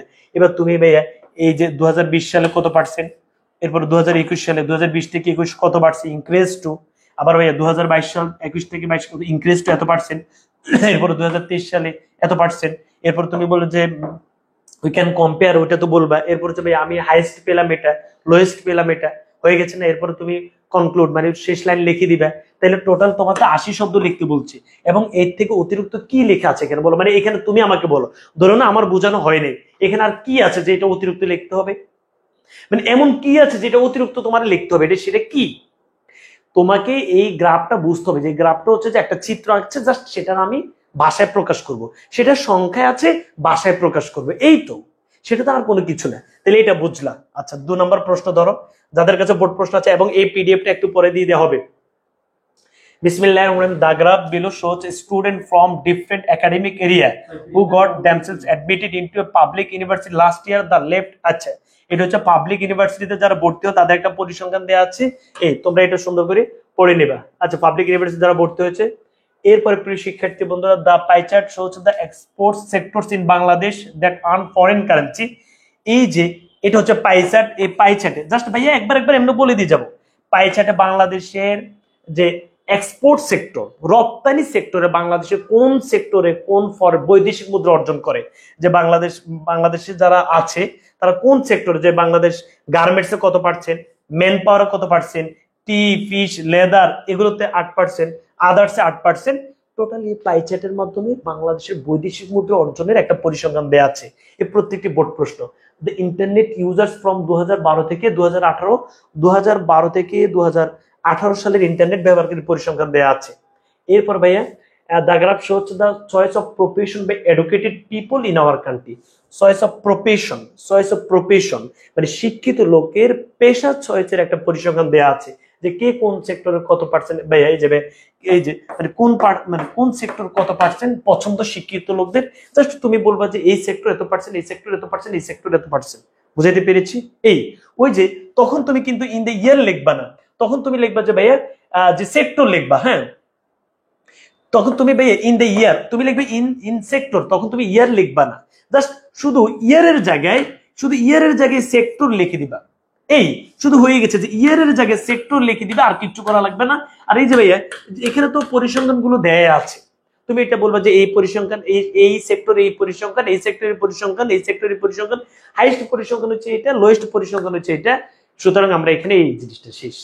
বুঝাইতে পেরেছি ভাই? বুঝাইতে পেরেছি ভাই বুঝতে পেরেছি, এক একটা এক এক কথা বলে। একটা কেউ বলে প্রশ্নে যদি 80 ওয়ার্ড থাকে 80 ওয়ার্ড লিখবা, প্রশ্নে যদি 150 ওয়ার্ড থাকে 150 ওয়ার্ড লিখবা। 6 নম্বর প্রশ্ন ধরো, প্রত্যেকটি বোর্ড প্রশ্ন, এটি হচ্ছে Barishal board. The graph below shows the importance and uses of English. Importance and uses of English, ইংরেজির গুরুত্ব এবং ইংরেজির ব্যবহার উপর একটা পরিসংখ্যান দেওয়া আছে। Describe the graph in at least 80 ওয়ার্ডস। 80 শব্দের মধ্যে তোমাকে এখানে শুধু ব্যাখ্যা করতে বলছি। ওকে, এই তাহলে ভাই আমি এইগুলো তোমাদেরকে দিয়ে দিব, তোমরা হচ্ছে সুন্দর করে এই যে যত প্রশ্ন আছে প্রশ্নের মানে প্রশ্ন প্রত্যেকটা কি ভাই বুঝে দেওয়া প্রয়োজন আছে বলো? আচ্ছা, এরপর ভাইয়া এই যে প্রত্যেকটা ইন্টারনেট ইউজার, এই যে ভাইয়া the graph below shows the positive and negative uses of internet according to different age group of the users.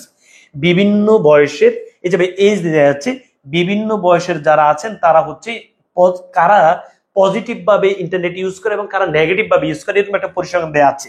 মনে করো 3 থেকে, তাহলে একটু বুঝাই দিই, 3 থেকে 12 বছর যারা, এর মধ্যে 50% হচ্ছে পজিটিভ ইউজ করে, 20% হচ্ছে নেগেটিভ ইউজ করে। 13 থেকে 19 বছর যারা, এদের মধ্যে 30% পজিটিভ ইউজ করে, 80% নেগেটিভ ইউজ করে। 20 থেকে 35 বছর বয়সে যারা, তাদের 60% পজিটিভ ইউজ করে, 70% নেগেটিভ ইউজ করে। 34 থেকে 60 বয়সে যারা আছেন, এদের মধ্যে 80% পজিটিভ ইউজ করে, হ্যাঁ, এরপর হচ্ছে তোমার মনে করো হচ্ছে যে 55% নেগেটিভ ইউজ করে।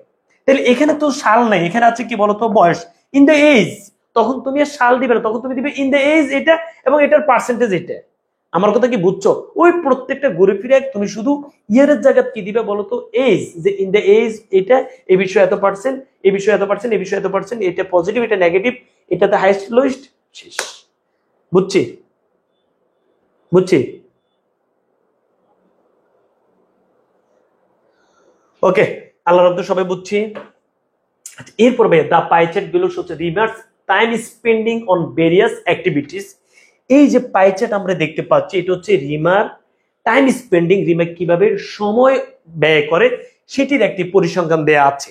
ঠিক আছে, এবার তুমি কি করবা, যে রিমার টাইম স্পেন্ডিং, তাহলে রিমা কোন সেক্টরে বা কোন টপিকে বা কোন বিষয়ে কত সময় ব্যয় করে। তুমি দেখো তো ভাই, সে ঘুমায় কত, খেলা কত পার্সেন্ট, স্কুলে কত পার্সেন্ট, হোমওয়ার্ক কত মানে করতে তার কত পার্সেন্ট সময় চলে যায়, এন্টারটেইনমেন্টে কত পার্সেন্ট যায়, মিলসে কত মানে খাবার দাবারে কত পার্সেন্ট যায়। এবার একটু ভাইকে কমেন্ট করে জানো, আমরা কি মোটামুটি লিখতে পারবো নাকি আমি আরো বুঝাইতে হবে? বলো ভাইয়া, মোটামুটি লিখতে পারবো? একটু ভাইকে বলো, মোটামুটি লিখতে পারবা? ঘুরে ফিরে প্রশ্ন এগুলো প্রথমে 2024 সালের প্রশ্নগুলো পড়ে ফেলবা, তারপর 2023 সালের প্রশ্নগুলো পড়বা, পরে যদি তুমি সময় পাও বাকিগুলো পড়বা, না হলে আর পড়া দরকার নেই। বুঝছো? প্রথমে কি পড়বো বলো তো? প্রথমে আমরা পড়বো 2024 সালের সবগুলো একবার রিডিং পড়বো, অর্থ বুঝবো, উত্তর পড়বো, নিজেরা তৈরি করব। এবং আমরা কোনোভাবে কঠিন মনে করা যাবে না যে আমরা হচ্ছে গ্রাফ লিখতে গিয়ে বিভিন্ন ধরনের শব্দ ইউজ করবো, অনেক কঠিন ভাবে বাক্য তৈরি করবো, বিষয়টা এমন না। সহজ ভাষায় সহজভাবে সংখ্যাটাকে ভাষায় প্রকাশ করে দিব।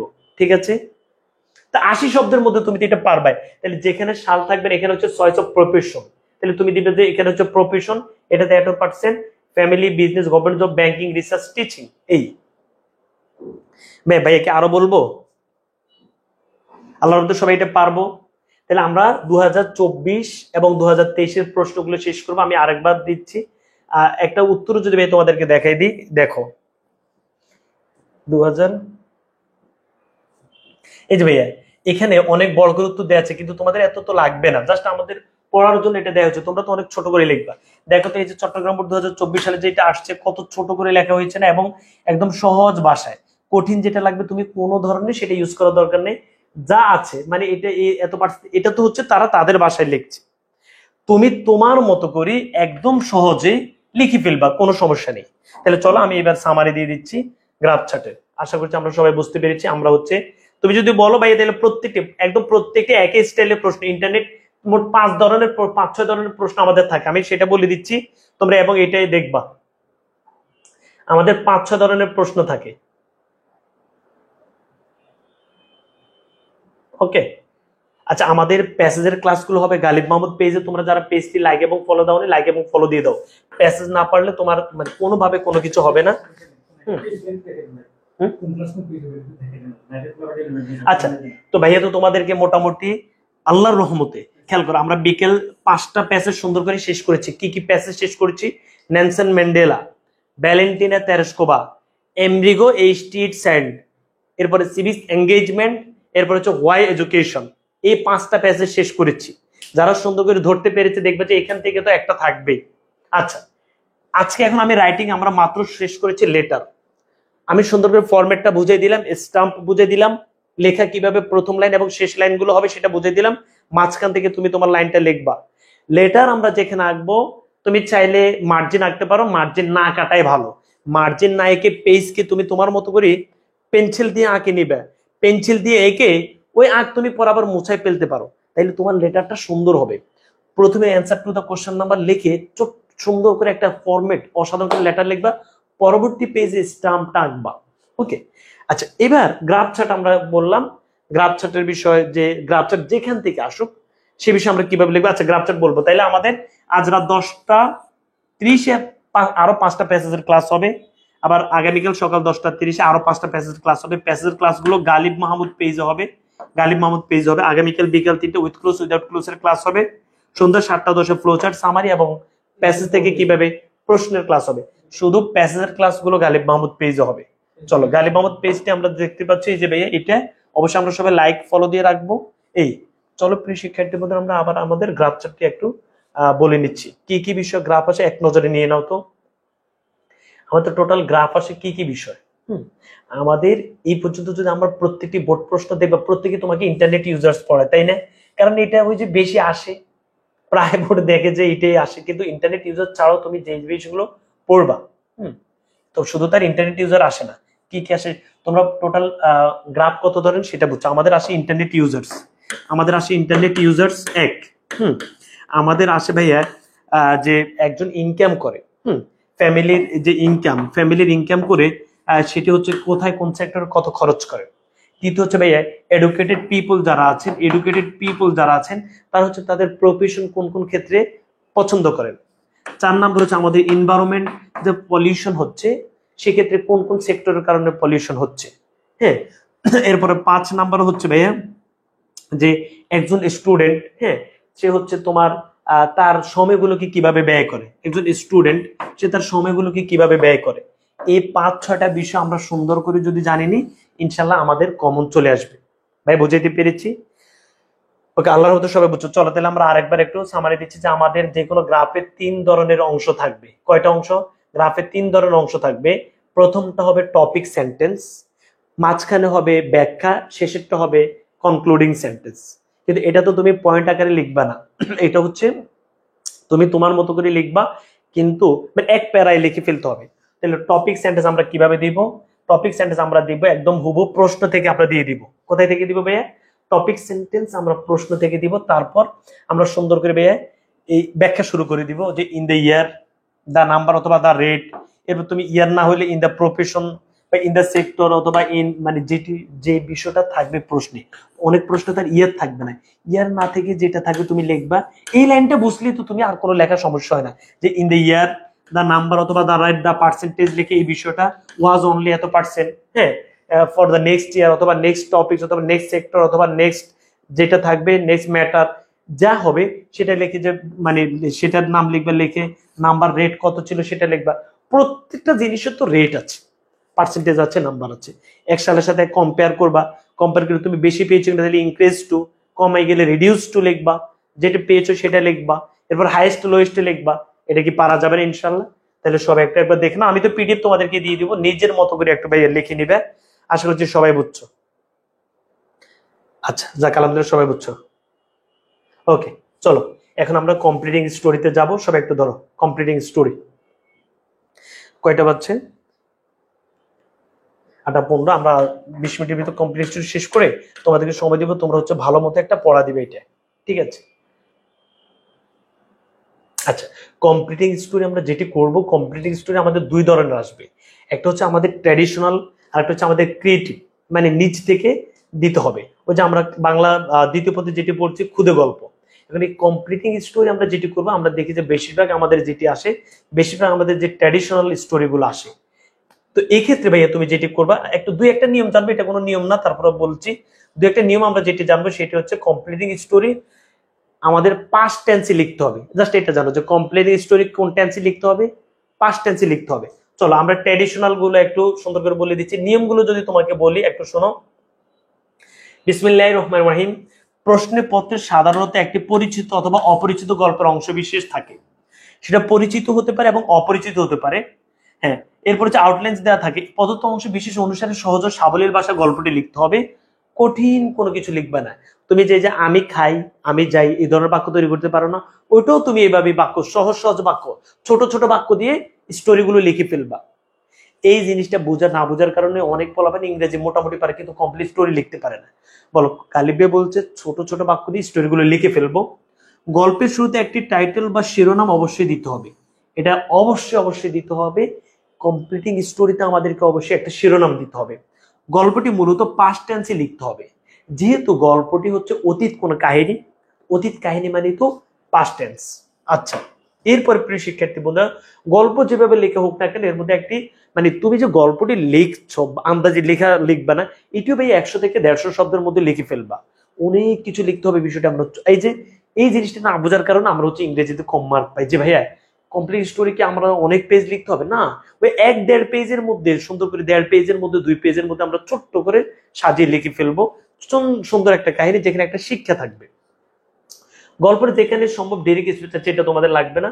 মানে গল্পের যেখানে সম্ভব ডেরিক স্পিচ ব্যবহার করতে পারো, কিন্তু এটা এত কঠিন হয়ে যাবে তোমাদের। এই এখন আসো ভাইয়া, গল্প জানা না থাকে তবুও তোমার কোনো সমস্যা নেই, তুমি তোমার মতো করে গল্প মনে করো মিলবে না বা জানা নেই, তোমার নিচ থেকে লিখতে হতে পারে, সেক্ষেত্রে তুমি তোমার মতো করে একটা গল্প বানিয়ে দিয়ে চলে আসবা। ওকে, তো তুমি এখন ঠিক করে নাও যেভাবে একটা গল্প আসুক, তুমি ওই যে গরুর রচনার মতো তুমি তোমার মতো করে যেন বানাইতে পারো, সেটা মাথায় থেকে সাজিয়ে নিবে আগ থেকে, মানে মাইন্ডের ভিতরে সেট আপ করে নিবে যে আমি এভাবে লিখবো। চলো, এখন আমি তোমাদেরকে যে গল্পগুলো আমি এখন সাজেশন দিব, দেখবা যে আল্লাহর রহমতে এখান থেকে চলে আসবে।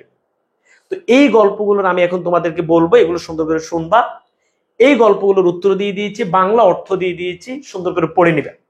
তাহলে ভাইয়া প্রথমে আমরা একটু গল্পগুলো ধরবো, সবাই একটু সুন্দর করে ধরো যে গল্পের উত্তর যে আমরা পারি না।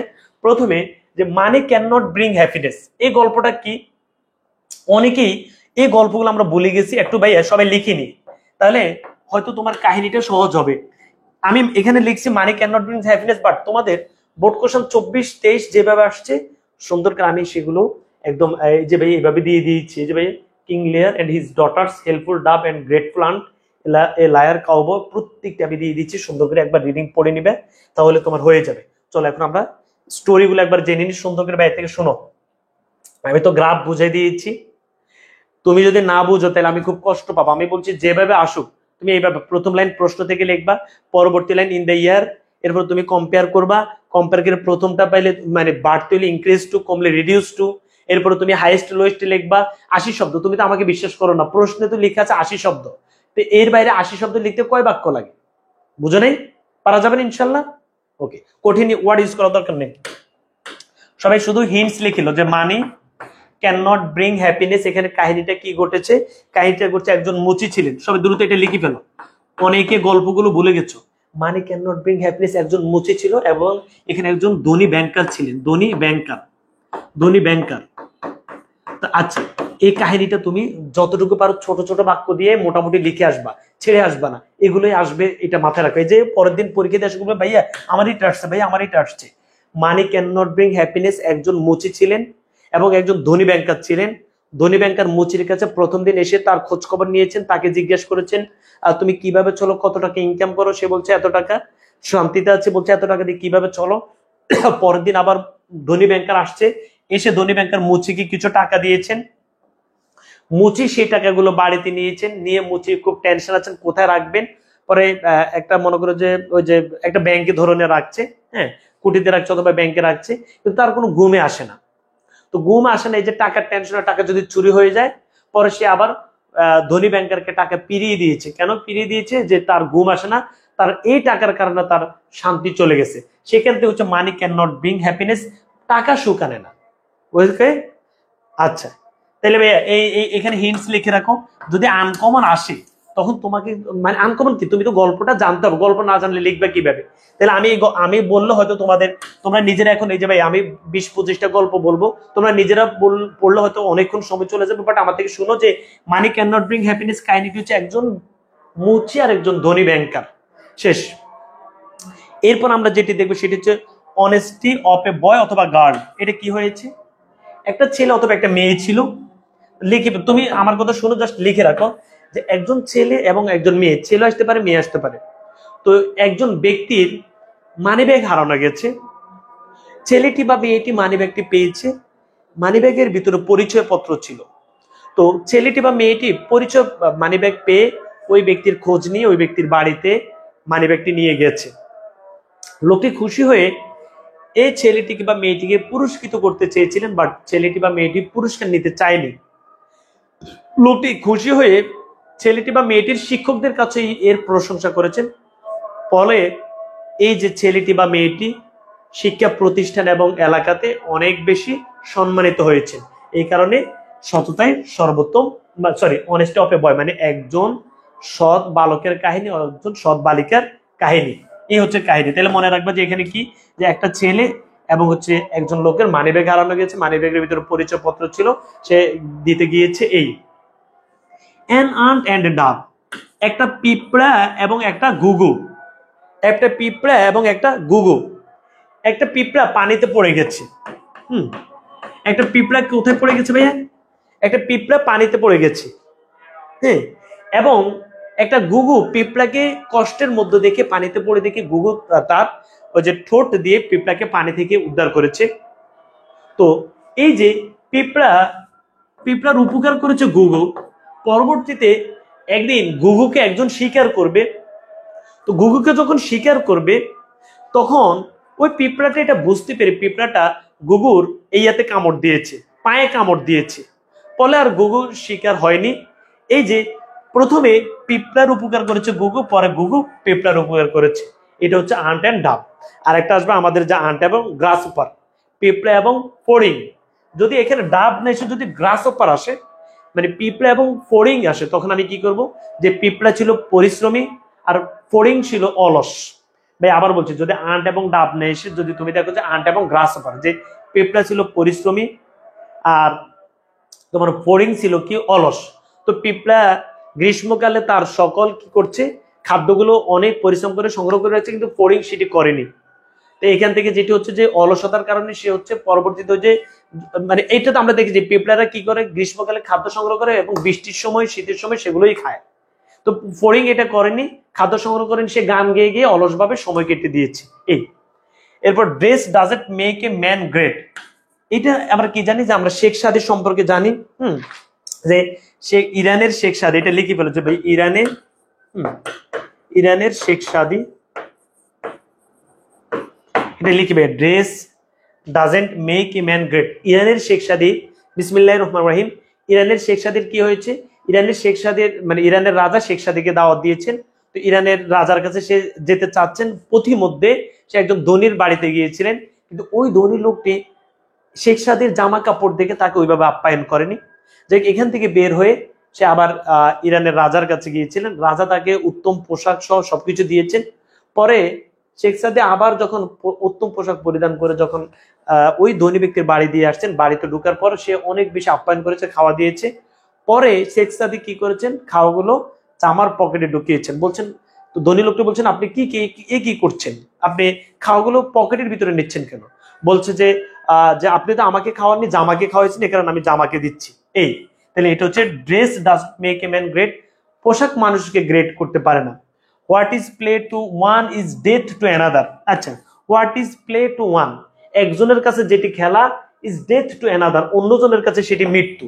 এটা ধরো, একজনের কাছে যেটি খেলা অন্যজনের কাছে সেটি মৃত্যু। কি, what is play to one is death to another. ব্যাং বুঝো, ব্যাং আমরা দেখি না, ব্যাংরা অনেক বেশি আওয়াজ করে। তো অনেকগুলো ব্যাং একবার পুকুরে আওয়াজ করছিল। তো কিছু পোলাপানে ব্যাঙের আওয়াজ দেখে তাদের কাছে খুবই ভালো লাগছে, তখন তারা ব্যাঙদেরকে ডিল মারছে।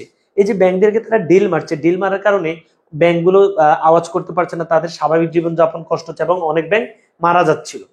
তো ব্যাংকগুলো মানে পানি থেকে আবার উঠতে পারছে না। পরে একটা ব্যাংক জিজ্ঞেস করছে যে আপনারা আমাদেরকে কেন ডিল মারছেন?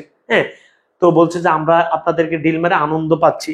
তো ব্যাংক বলছে যে আপনাদের কাছে যেটি খেলা এবং আনন্দ, আমাদের কাছে তো সেটি মৃত্যু। এই এই হচ্ছে ভাই, what is play to one is death to another, what is play to one is death to another. Okay, সবার মোটামুটি বোঝা যাচ্ছে?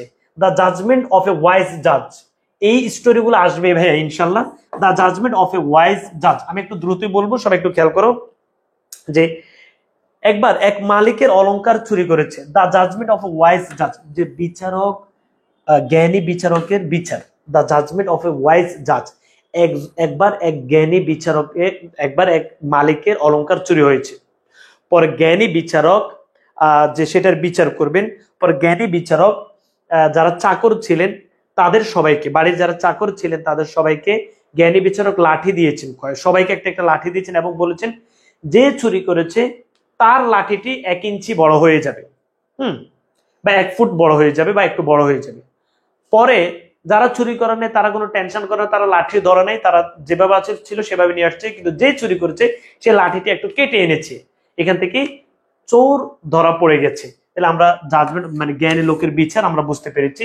এ sly fox and a foolish crow, একটা সালাক শিয়াল এবং হচ্ছে কি জানো, ক্রো কাক। আচ্ছা, একটা শিয়াল এবং একটা কাকের কাহিনী, যে চালাক শিয়াল এবং হচ্ছে ভাইয়া বোকা কাকের কাহিনী। বলো, চালাক শিয়াল এবং বোকা কাকের কাহিনী কি? একটা কাক ছিল, তো কাকটি কি করেছে? কাকটি হচ্ছে ভাইয়া গোস্তের দোকান থেকে এক টুকরো গোস্ত এনেছে। এই কাহিনীটি দেখছে শিয়াল। তো শিয়াল দেখছে যে কাক গাছের উপর বসে আছে এবং তার ঠোঁটের মধ্যে একটা গোস্ত, মানে এক টুকরো মাংস আছে। তখন সে কাককে, মানে চালাক শিয়াল কাককে বলছে যে মানে অনেক প্রশংসা করছে, কাক তুমি অনেক দেখতে সুন্দর এসে, কিন্তু কাক এই বিষয়ে কোনো মন্তব্য করেনি। পরবর্তীতে সে আবার বলছে, কাক প্লিজ, শিয়াল কাককে বলছে তুমি আমাকে একটা গান গেয়ে শোনাও। তো সে তাকে গান গেয়ে শোনাইতে গিয়ে তার ঠোঁট থেকে মাংসটি পড়ে গেছে, কাকের ঠোঁট থেকে মাংসটি পড়ে গেছে এবং শিয়াল সেটি খেয়ে ফেলছে। এরপর হচ্ছে ভাইয়া the scholars and the boatman, একজন জ্ঞানী এবং একজন নৌকার লোক। যে এখানে কি কাহিনীটি ঘটছে, যে একজন দরিদ্র নৌকা চালক, সে হচ্ছে গ্রীষ্মে নৌকা চালাচ্ছে, একজন জ্ঞানী ব্যক্তি তার নৌকায় উঠেছে। পরে জ্ঞানী ব্যক্তি ওই নৌকা চালককে জিজ্ঞেস করছে তুমি কি ইতিহাস জানো? সে বলছে না। তো জ্ঞানী বলছে তাহলে তোমার জীবনের 1/4 তো বৃথা চলে গেছে। পরে জ্ঞানী ব্যক্তি আবার জিজ্ঞেস করে তুমি কি ভূগোল জানো? বলে না। তো বলছে তাহলে তো তুমি তোমার জীবনের 4/2 নষ্ট করে বলছো। জ্ঞানী ব্যক্তি আবার তাকে জিজ্ঞেস করছে তুমি কি হচ্ছে বিজ্ঞান জানো? বলছে না। তাহলে তুমি 4/3 নষ্ট করে ফেলছো। হঠাৎ করে সেই লেভেলের জ্বর এসেছে। জ্বর আসার পরে ওই বোটম্যান স্কলার্সকে জিজ্ঞাসা করছে আচ্ছা আপনি কি সাঁতার জানেন? হ্যাঁ, তো বলছে না সাঁতার জানেন। তাহলে তো আপনার পুরো জীবনটাই শেষ হয়ে যাচ্ছে। এই হচ্ছে আমাদের the scholars and the boatman. আচ্ছা, এরপর হচ্ছে ভাই প্রিয় শিক্ষার্থী বন্ধুরা অ্যান অনেস্ট উডকাটার, আমরা এটা প্রত্যেকেই কিন্তু জানি। আমি যা দিচ্ছি ভাই একবারের জন্য হলে এটি আমরা দেখে যাবো। অ্যান অনেস্ট, আমি কিন্তু বাংলা সহ দিয়ে দিয়েছি, বানাই হইলো 100 শব্দের মধ্যে সুন্দর করে লিখে দিয়ে আসবো ছোট্ট করে। হ্যাঁ, বিসমিল্লাহির রহমানির রহিম। অ্যান অনেস্ট উডকাটার, এটা আমরা কিভাবে জানি? যে ভাইয়া একজন সৎ উডকাটার, একজন সৎ ছিলেন। তিনি হচ্ছেন, তার একটা কুড়াল ছিল। এরপর হচ্ছে তিনি কি, আচ্ছা, তো সৎ কাঠুরে ছিলেন। তিনি হচ্ছেন কুড়াল দিয়ে হচ্ছে কি যেন কাঠ কাটতে গিয়েছেন। পরে তার কাঠটির সাথে একটা পুকুর ছিল, পুকুরে পড়ে গেছে। পরে হঠাৎ করে তিনি কান্না করতেছেন, তার সম্বল এটাই ছিল। পরে যেটি হয়েছে সেটি একজন সুন্দর পরি আসছে, বলছে তুমি কান্না করছো কেন? সে বলছে আমার এটি পড়ে গেছে। পরবর্তীতে হচ্ছে পরি প্রথমে তাকে রূপার একটা দিয়ে কুড়াল এনে দিয়েছে, সে বলছে না এটা আমার না। পরে হচ্ছে তাকে কি দিয়েছে বলতো, সোনার একটা কুড়াল দিয়েছে, সে বলছে না এটা আমার না। পরে কাঠেরটা দিয়েছে, সে বলছে হ্যাঁ এটা আমার। এই যে সে সততা দেখিয়েছে, পরে সুন্দর করে তাকে তিনটাই দিয়ে দিয়েছে। এ হচ্ছে অ্যান অনেস্ট উডকাটার। আচ্ছা, এরপর হচ্ছে ডিভিশন টু মাদার, এটা হচ্ছে বায়েজিদ বুস্তামির কাহিনী। আমরা সবাই জানি যে বায়েজিদ বুস্তামি তার মায়ের জন্য সারা রাত পানি এনে দাঁড়িয়েছিলেন। মা তৃষ্ণার্ত ছিলেন, মাকে ঘুম থেকে জাগাননি। পরে মা ঘুম থেকে উঠে দেখেছে বায়েজিদ বুস্তামি তার মায়ের পাশে পানি নিয়ে দাঁড়িয়ে আছেন। আচ্ছা, এরপর ভাইয়া গ্রাফসল লসল অতিলোভ, আমরা সবাই জানি যে একজন কৃষক ছিল, তার একটা বিশেষ হাঁস ছিল। সে হাঁসটি কি করতো, সোনার ডিম দিত। পরে সে কি চিন্তা করছে, সে চিন্তা করছে আমি আস্তে আস্তে ধনী হইতে দেখি আমি একসাথে ধনী হয়ে যাব। পরে সে চিন্তা করছেন এই হাঁসের ভিতরে মনে হচ্ছে অনেক ডিম আছে। পরে কেটে দেখে যে না কোনো কিছু নাই। এই যে সে দ্রুত কোনো কিছু করতে চেয়েছে, এই কারণে সে অনেক বেশি লস করে ফেলেছে। আচ্ছা, এরপর রহিমা ওয়াজ এ স্কুল গার্ল, এটা এখানে আমরা যেটা মনে রাখবো, ওই যে ভাইয়া রহিমা ওয়াজ এ স্কুল গার্ল, এটাও তুমি মনে করবে ওই যে একজনের মানি ব্যাগ হারানো গিয়েছে সেটি তুমি দিবে। আচ্ছা, ইট ওয়াজ এ লেট, আচ্ছা এটা হচ্ছে তোমার ক্রিয়েটিভ আসছে, বোর্ড প্রশ্ন এগুলো। জামিল ওয়াজ, যদি কোনো ধরনের মানে ক্রিয়েটিভ আসে তুমি তোমার মতো করে সুন্দর করে ছোট্ট একটা গল্প মিলে দিয়ে আসবা। আচ্ছা, এরপর ভাইয়া এই যে জামিলা ওয়াজ এ পুয়ার গার্ল, এটি তুমি মনে রাখবে যে এখানে কি করছে, এই দুইটা হচ্ছে তোমার creative. Jamila was a poor girl, এটা মনে রাখবা যে একটা গরিব মেয়ে ছিলেন, সে পড়াশোনার খরচ জোগাড় করতে পারতো না। পরে হচ্ছে সে একদিন রেজিস্ট্রেশন যখন চলছে তার কলেজে, সে কান্নাকাটি করছে। পরে কান্নাকাটি করার পর হচ্ছে টিচার তাকে জিজ্ঞেস করছে কি সমস্যা, বলছে আমরা খুব দরিদ্র, খেতে পারি না, এইভাবে এইভাবে। পরে টিচার তার রেজিস্ট্রেশনের ব্যবস্থা করে দিয়েছে এবং সে পরীক্ষা দিয়েছে এবং সে হচ্ছে জিপিএ 5 পেয়েছে। এখানে আবার এটা মনে মানে মাথায় রাখবে যে ইচ্ছা থাকলে উপায় হয়, যদি আসে এভাবে একটা বানাই দিয়ে দিবে যে ইচ্ছা থাকলে উপায় হয়। হ্যাঁ, যে ইচ্ছা থাকলে উপায় হয় হইলো, এরকম করে একটা মিলে দিয়ে আসবা। আচ্ছা, এরপর আমরা দেখবো a friend in need is a friend in dead, যেখানে আমরা জানি যে দুইজন বন্ধু ছিল, তাই না ভাইয়া? দুইজন বন্ধু জঙ্গলে হাঁটতে গেছে, হঠাৎ করে তারা দেখলো যে একটা ভালুক। পরে একজন বন্ধু গাছে উঠতে পারে, গাছে উঠে গেছে, আর একজন বন্ধু গাছে উঠতে পারে না। পরে সে জানে যে ভালুক মরা মানুষ খায় না, সে মরা মানুষের ভান ধরেছে, ভান ধরে শুয়েছিল। শুয়ে থাকার পর হচ্ছে ভালুক তাকে মানে ভালুক তাকে চেক করে গেছে, কিন্তু তাকে তার বুঝতে পেরেছে যে মরা। এই আর কি, এখান থেকে এরপরে উপর থেকে যে ছিল গাছে উঠছে, সে নিচে নেমে তাকে জিজ্ঞেস করছে ভালুক তোমাকে কি বলেছে এসে। তো এই যে ভাইয়া বন্ধু বিপদে বন্ধু চেনা যায়, এটা আমরা বুঝতে পেরেছি। এরপর the hare and the tortoise, এটা আমরা সবাই জানি যে খরগোশ এবং কচ্ছপের কাহিনী। সে ক্লাস 2-3 থেকে আমরা এটা মেবি পড়ছি। Slow but steady wins the race, যে কচ্ছপ এবং খরগোশের মধ্যে দৌড় প্রতিযোগিতা হয়েছে। খরগোশ একটু দ্রুত দৌড়তে পারতো, সে তার অহংকারের কারণে সে বলছে আরে এই তো মানে চলে আসবে, পরে সে ঘুমিয়ে গেছে। এদিকে কচ্ছপ নির্দিষ্ট সময়ে চলে আসছে, কচ্ছপ জয় হয়ে গেছে, এটাই আর কি। ইউনিটি ইজ স্ট্রেংথ, এটা আমরা কি জানি যে ইউনিটি ইজ স্ট্রেংথ, একজন কৃষক ছিলেন এবং তার 3টা ছেলে ছিল, এরা হচ্ছে সবসময় ঝগড়া করতো।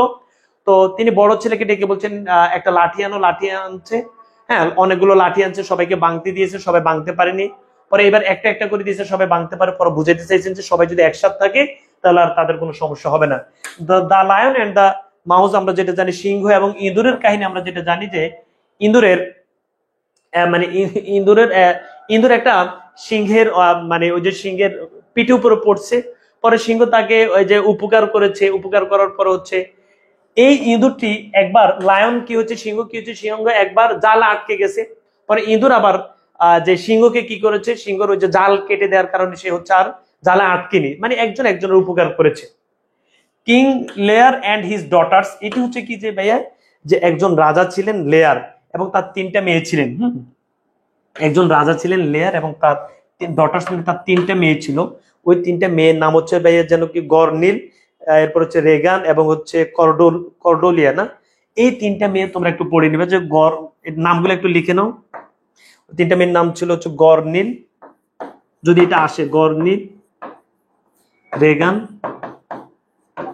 গরনীল রেগান, গরনীল রেগান এবং হচ্ছে কর্ডোলিয়া, কর্ডোলিয়া এরকম হইতে পারে। আচ্ছা, প্রিয় শিক্ষার্থী বন্ধুরা, এই যে সে মানে এদেরকে জিজ্ঞাসা করলো আর কি তোমরা আমাকে কেমন ভালোবাসো। তো সে এই বড় মেয়ে এবং মেজো মেয়ে বলছে যে আমরা অনেক বেশি ভালোবাসি। আর কর্ডোলিয়া যে ছোট মেয়ে সে বলছে যে আমি বাবার মতো ভালোবাসি। ঠিক আছে, শ্রদ্ধা করি। তো বাবা চিন্তা করছেন যে হচ্ছে না, এ মনে আমাকে কম ভালোবাসে, পরে একে বনবাসে দিয়ে দিয়েছে, পরে একজন রাজা ওকে বিয়ে করেছে। ঠিক আছে, এই হচ্ছে এর এর কাহিনীটি আর কি। এই এরপরে এই যে আমরা লায়ার কাউবো, যে ওই যে মৃত্যুকে একটা রাখাল ছিল, সে হচ্ছে বেড়া চড়াইতে যাইতো, পরে মাঠে গিয়ে প্রতিদিন বলতো যে হচ্ছে নেকড়ে নেকড়ে। হ্যাঁ, এরপর কৃষক সবাই তাকে বাচ্চাতো আসতো, কিন্তু একটা সময় যখন কৃষকরা দেখতে পাচ্ছে সে মিথ্যা বলছে, পরে আর তাকে কেউ বাঁচাতে আসেনি। পরবর্তীতে যেটি হয়েছে, যেদিন তাকে নেকড়ে ধরেছে ওই দিন কেউ তাকে বাঁচাতে আসে এবং এই মানে মিথ্যুক যে বালক ছিল সে হচ্ছে মারা গেছে। এরপর আমরা যেটি দেখবো দ্য সেলফিশ জায়ান্ট। হ্যাঁ, দ্য সেলফিশ মোটামুটি মুখস্থ হচ্ছে তো না ভাইয়া? বিসমিল্লাহির রহমানির রহিম। দ্য সেলফিশ জায়ান্ট মানে হচ্ছে দৈত্য, একটা স্বার্থপর দৈত্য। এটার কাহিনীটা আমরা যেটি জানি, তার একটা মাঠ ছিল বা একটা বাগান ছিল। সুন্দর করে মনে রাখবো যে সেলফিশ জায়ান্ট একটা দৈত্য ছিল, তার একটা বাগান ছিল। তো শিশুরা তার বাগানে খেলতে যাইতো। পরে সে কি করছে, তার বাগানটা বাউন্ডারি দিয়ে দিয়েছে, বাউন্ডারি দেওয়ার কারণে তার বাগান আর শিশিরে খেলতে যেতে পারেনি। এদিকে তার বাগানে এখন আর শীতকাল, বসন্ত আসে না, কারণ বাগান মানে দেয়াল দিয়ে দেওয়ার কারণে আর বসন্ত আসে না, বাতাস আসে না, সবসময় শীতকাল শীতকাল। তো সে কি করেছে, সে আবার দেয়ালগুলো ভেঙে ফেলছে এবং হচ্ছে শিশুদেরকে আসতে দিচ্ছে, আবার বসন্ত আসতে শুরু করেছে। এটি হচ্ছে সেলফিশ জায়ান্ট, এটা হচ্ছে দৈত্য। উইজডম অফ গাজী, এটা আমরা যেটি জানি যে গিয়াসউদ্দিন আজম শাহ নাম আমরা একজনের নাম শুনেছি, যে গিয়াসউদ্দিন আজম শাহ একবার হরিণ শিকার করতে গেছে। উইজডম অফ এ গাজী, মনে রাখবা ভাইয়া, উইজডম অফ এ গাজী। গিয়াসউদ্দিন আজম শাহ একবার হরিণ শিকার করতে গিয়েছে। হরিণ, ইনি ছিলেন ভাইয়া, গিয়াসউদ্দিন আজম শাহ ছিলেন বাদশাহ। তো ইনি হরিণ শিকার করতে গিয়েছেন। হরিণ শিকার করতে গিয়ে হরিণ শিকারের সময় একটা বালকের গায়ে তীর পড়ছে এবং বালকটি মারা গেছে। তখন বালকের মা বিচারকের কাছে এসে বিচার দেওয়ার পর, এখন বিচারক রাজার বিচার করবে, পরে রাজাকে বিচারক ডেকেছে, ডেকে বিচার করেছে। তো রাজা যাওয়ার সময় তরবারে নিয়ে গিয়েছে এবং বলেছে যদি তুমি আমার এটা বিচার না করতে আমি তোমার এই মানে ক্ষতি করতাম। বিচারক আবার লাঠি দিয়ে দেখাচ্ছে যদি আপনি আমার বিচার না মারতেন আমি আপনাকে লাঠি দিয়ে প্রহার করতাম। এ হচ্ছে দ্য সেলফ উইজডম অফ এ গাজী। এটা মনে রাখবে যে গিয়াসউদ্দিন আজম শাহ, গিয়াসউদ্দিন আজম শাহ বাদশাহ ছিলেন। আচ্ছা, রবার্ট ব্রুসের কাহিনী আমরা জানি যে রবার্ট ব্রুস, স্কটল্যান্ডের রাজা রবার্ট ব্রুস ইংরেজদের সাথে যুদ্ধ করে বা মানে পরাজিত হওয়ার পর গুহায় গিয়ে গুহায় গিয়ে পলায়ন করেছেন। গুহায় গিয়ে তিনি দেখেন যে হচ্ছে সেখানে মাকড়সা যখন বাসা বানাচ্ছে, সে একবার দুইবার তিনবার চারবার পাঁচবার বাসা বানাইতে গিয়ে ব্যর্থ হয়েছে। ষষ্ঠবার তিনি মানে মাকড়সা তার বাসা বানাইতে পেরে সফল হয়েছে। তিনি সেখান থেকে শিক্ষা নিয়ে এসে ইংরেজদের সাথে যুদ্ধ করেছেন এবং রবার্ট ব্রুস পরাজিত হয়েছেন। মানে এখান থেকে হচ্ছে আমরা শিখবো যে চেষ্টা করলে সফলতা আসবে। সর্বশেষ আমরা যেটি দেখবো সেটা হচ্ছে timely realisation of a lion and boar. খুবই গুরুত্বপূর্ণ এটা, timely realisation lion of a boar. আচ্ছা, এটি যেটি আমরা দেখি যে হচ্ছে ভাইয়া সিংহ এবং বন্য শুকুর, সিংহ এবং বন্য শুকর, এখানে যেটি হয়েছে সেটি হচ্ছে যে তারা দুইজনে পানি খেতে গিয়েছে, পানি খেতে গিয়ে তারা হচ্ছে ঝগড়া লেগে গেছে। এখন ঝগড়া লেগে যাওয়ার পর উপর থেকে শকুন চিন্তা করছে আজকে এদের মারামারি করতে গিয়ে একজন একজন মারা যাবেই। মারা গেলে শকুন চিন্তা করছে যদি সিংহ মারা যায় সে সিংহের চামড়া খাবে, শুকুর মারা গেলে শুকুরের চামড়া খাবে। পরে সিংহ উপরের দিকে তাকে দেখে যে ওরা শকুন, তখন এরা বুঝতে পেরেছে আমরা যদি মারা যাই তাহলে তো শকুন আমাদেরকে খেয়ে ফেলবে। পরে সিংহ এবং শুকর তারা নিজেরা নিজেদের ভুল বুঝতে পেরে নিজেরা মিলে গেছে, মানে সময় থাকতে তাদের বুঝ এসে গেছে। এই পরে আর তারা ভাগাভাগি করে সুন্দর করে পানি খেয়ে ফেলেছে, আর কোনো ঝগড়া করেনি। এই হচ্ছে প্রিয় শিক্ষার্থী বন্ধু আমাদের কমপ্লিটিং স্টোরি গুলো। তারপর আমি তোমাদেরকে প্রত্যেকটির উত্তর দিয়ে দিয়েছি, এখানে প্রশ্ন এবং উত্তর দিয়ে দিচ্ছি, সময় পেলে একবার সুন্দর করে পড়ে নাও। তাহলে আমাদের এই হচ্ছে রাইটিং। আচ্ছা, আমরা এখন যেটা বুঝতে পেরেছি বাংলাও দিয়ে দিয়েছি, মোটামুটি গল্প তো শুনেছো, কোনো কিছু ছেড়ে আসা যাবে না। তাহলে এখন তোমরা কি করবা, এখন তোমরা একটু পানি খেয়ে নাও, পানি খেয়ে নিয়ে সুন্দর করে লেটার তুমি কিভাবে লিখবা, লেটারতে এত পড়ার সময় পাবা না, মোটামুটি লিখতে পারবা। লেটার তুমি কিভাবে লিখবে একটা ফরম্যাট সুন্দর করে ঠিক করে নাও। এরপর হচ্ছে গ্রাফ চার্ট কিভাবে লিখবা, তুমি ওই যে আমি যে লাইনগুলো দিয়েছি সুন্দর করে এটা ঠিক করে নাও, ঠিক আছে? তবে তুমি অটোমটো কোনো কিছু ফলো করবে না, এতে করে টিচার মার্ক দিবে না। সর্বশেষ আমি কমপ্লিট স্টোরি যেগুলো বলেছি দেখবা আল্লাহর রহমতে এই স্টোরিগুলো থেকে আসবে, ট্র্যাডিশনাল গুলো।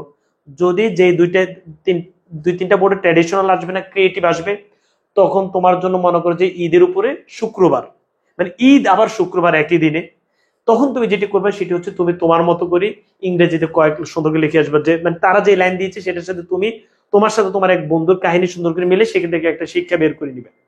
ছোট্ট করে পারা যাবে না। তো ট্র্যাডিশনাল আসলে ট্র্যাডিশনাল গুলো আমি বলে দিয়েছি, কাহিনীটি মনে রাখলে 150 শব্দের মধ্যে লিখে ফেলবা। অবশ্যই ফরম্যাটটা যেন সুন্দর হয়, 1.5 পেজ থেকে 2 পেজের মধ্যে আমরা লিখবো, ঠিক আছে? আর কাহিনীটি যদি মনে না থাকে, ক্রিয়েটিভ আসে, তাহলে আমরা কি করব, আমরা আমাদের মতো করে সুন্দর করে সাজিয়ে নিব। অবশ্যই আমরা চেষ্টা করব যে রাইটিং আমাদের কোনোভাবেই 40-এর মধ্যে যেন আল্লাহর রহমত আমাদের মানে 35+, 30+, এক একজন এক একটা, এরপর ভাইয়া 32+, এভাবে যেন আমাদের থাকে। যারা A+ পাবো তাদের জন্য 35+ থাকে, ওইভাবে সুন্দর করে লিখবা, লেখা যেন চমৎকার হয়, টিচার যেন দেখে মুগ্ধ হয়। অটো যতজন ফলো করবা তারা মার্ক কম পাবা। লেটারের বিষয়ে আমি আবার বলছি, তুমি মার্জিন লেটার আঁকা দরকার নেই, পেন্সিল দিয়ে চারপাশে সুন্দর করে আঁকবা, ওইটাই তোমার জন্য মার্জিন। পরে ওই মার্জিন তুমি রাখলে রাখতে পারো, মুছে দিলেও মুছে ফেলতে পারো। স্টাম্প যদি না দাও তোমার এটা চমৎকার ভুল হবে, স্টাম্প সুন্দর করে দিবা, নিয়মগুলো সুন্দর করে বুঝেছো। এ পর্যন্ত আমরা 10টা 30 ইংলিশ ফার্স্ট পেপার নিয়ে দেখা হবে। কারো যদি কোনো প্রশ্ন থাকে আমাকে অবশ্যই জানাবা। সবাই পিডিএফ এখনই দিয়ে দেওয়া হবে, সবাই দ্রুত পিডিএফটি সুন্দর করে পড়ে নাও, ঠিক আছে? পিডিএফটি গালিব মাহমুদ পেজে এখনই দেওয়া হবে পোস্ট আকারে, মানে কমেন্টে। তোমরা গালিব মাহমুদ পেজে সবাই চলে যাও, গিয়ে এখন পড়ে দাও গালিব মাহমুদ পেজ যেটা আছে, ঠিক আছে? এই পেজ থেকে পিডিএফ সবাই নিয়ে নাও। আল্লাহ রহমতে ভাইয়া বুঝাইতে পেরেছি। তাহলে আমরা 10টা 30 ইংলিশ ফার্স্ট পেপার নিয়ে কথা হবে। আসসালামু আলাইকুম।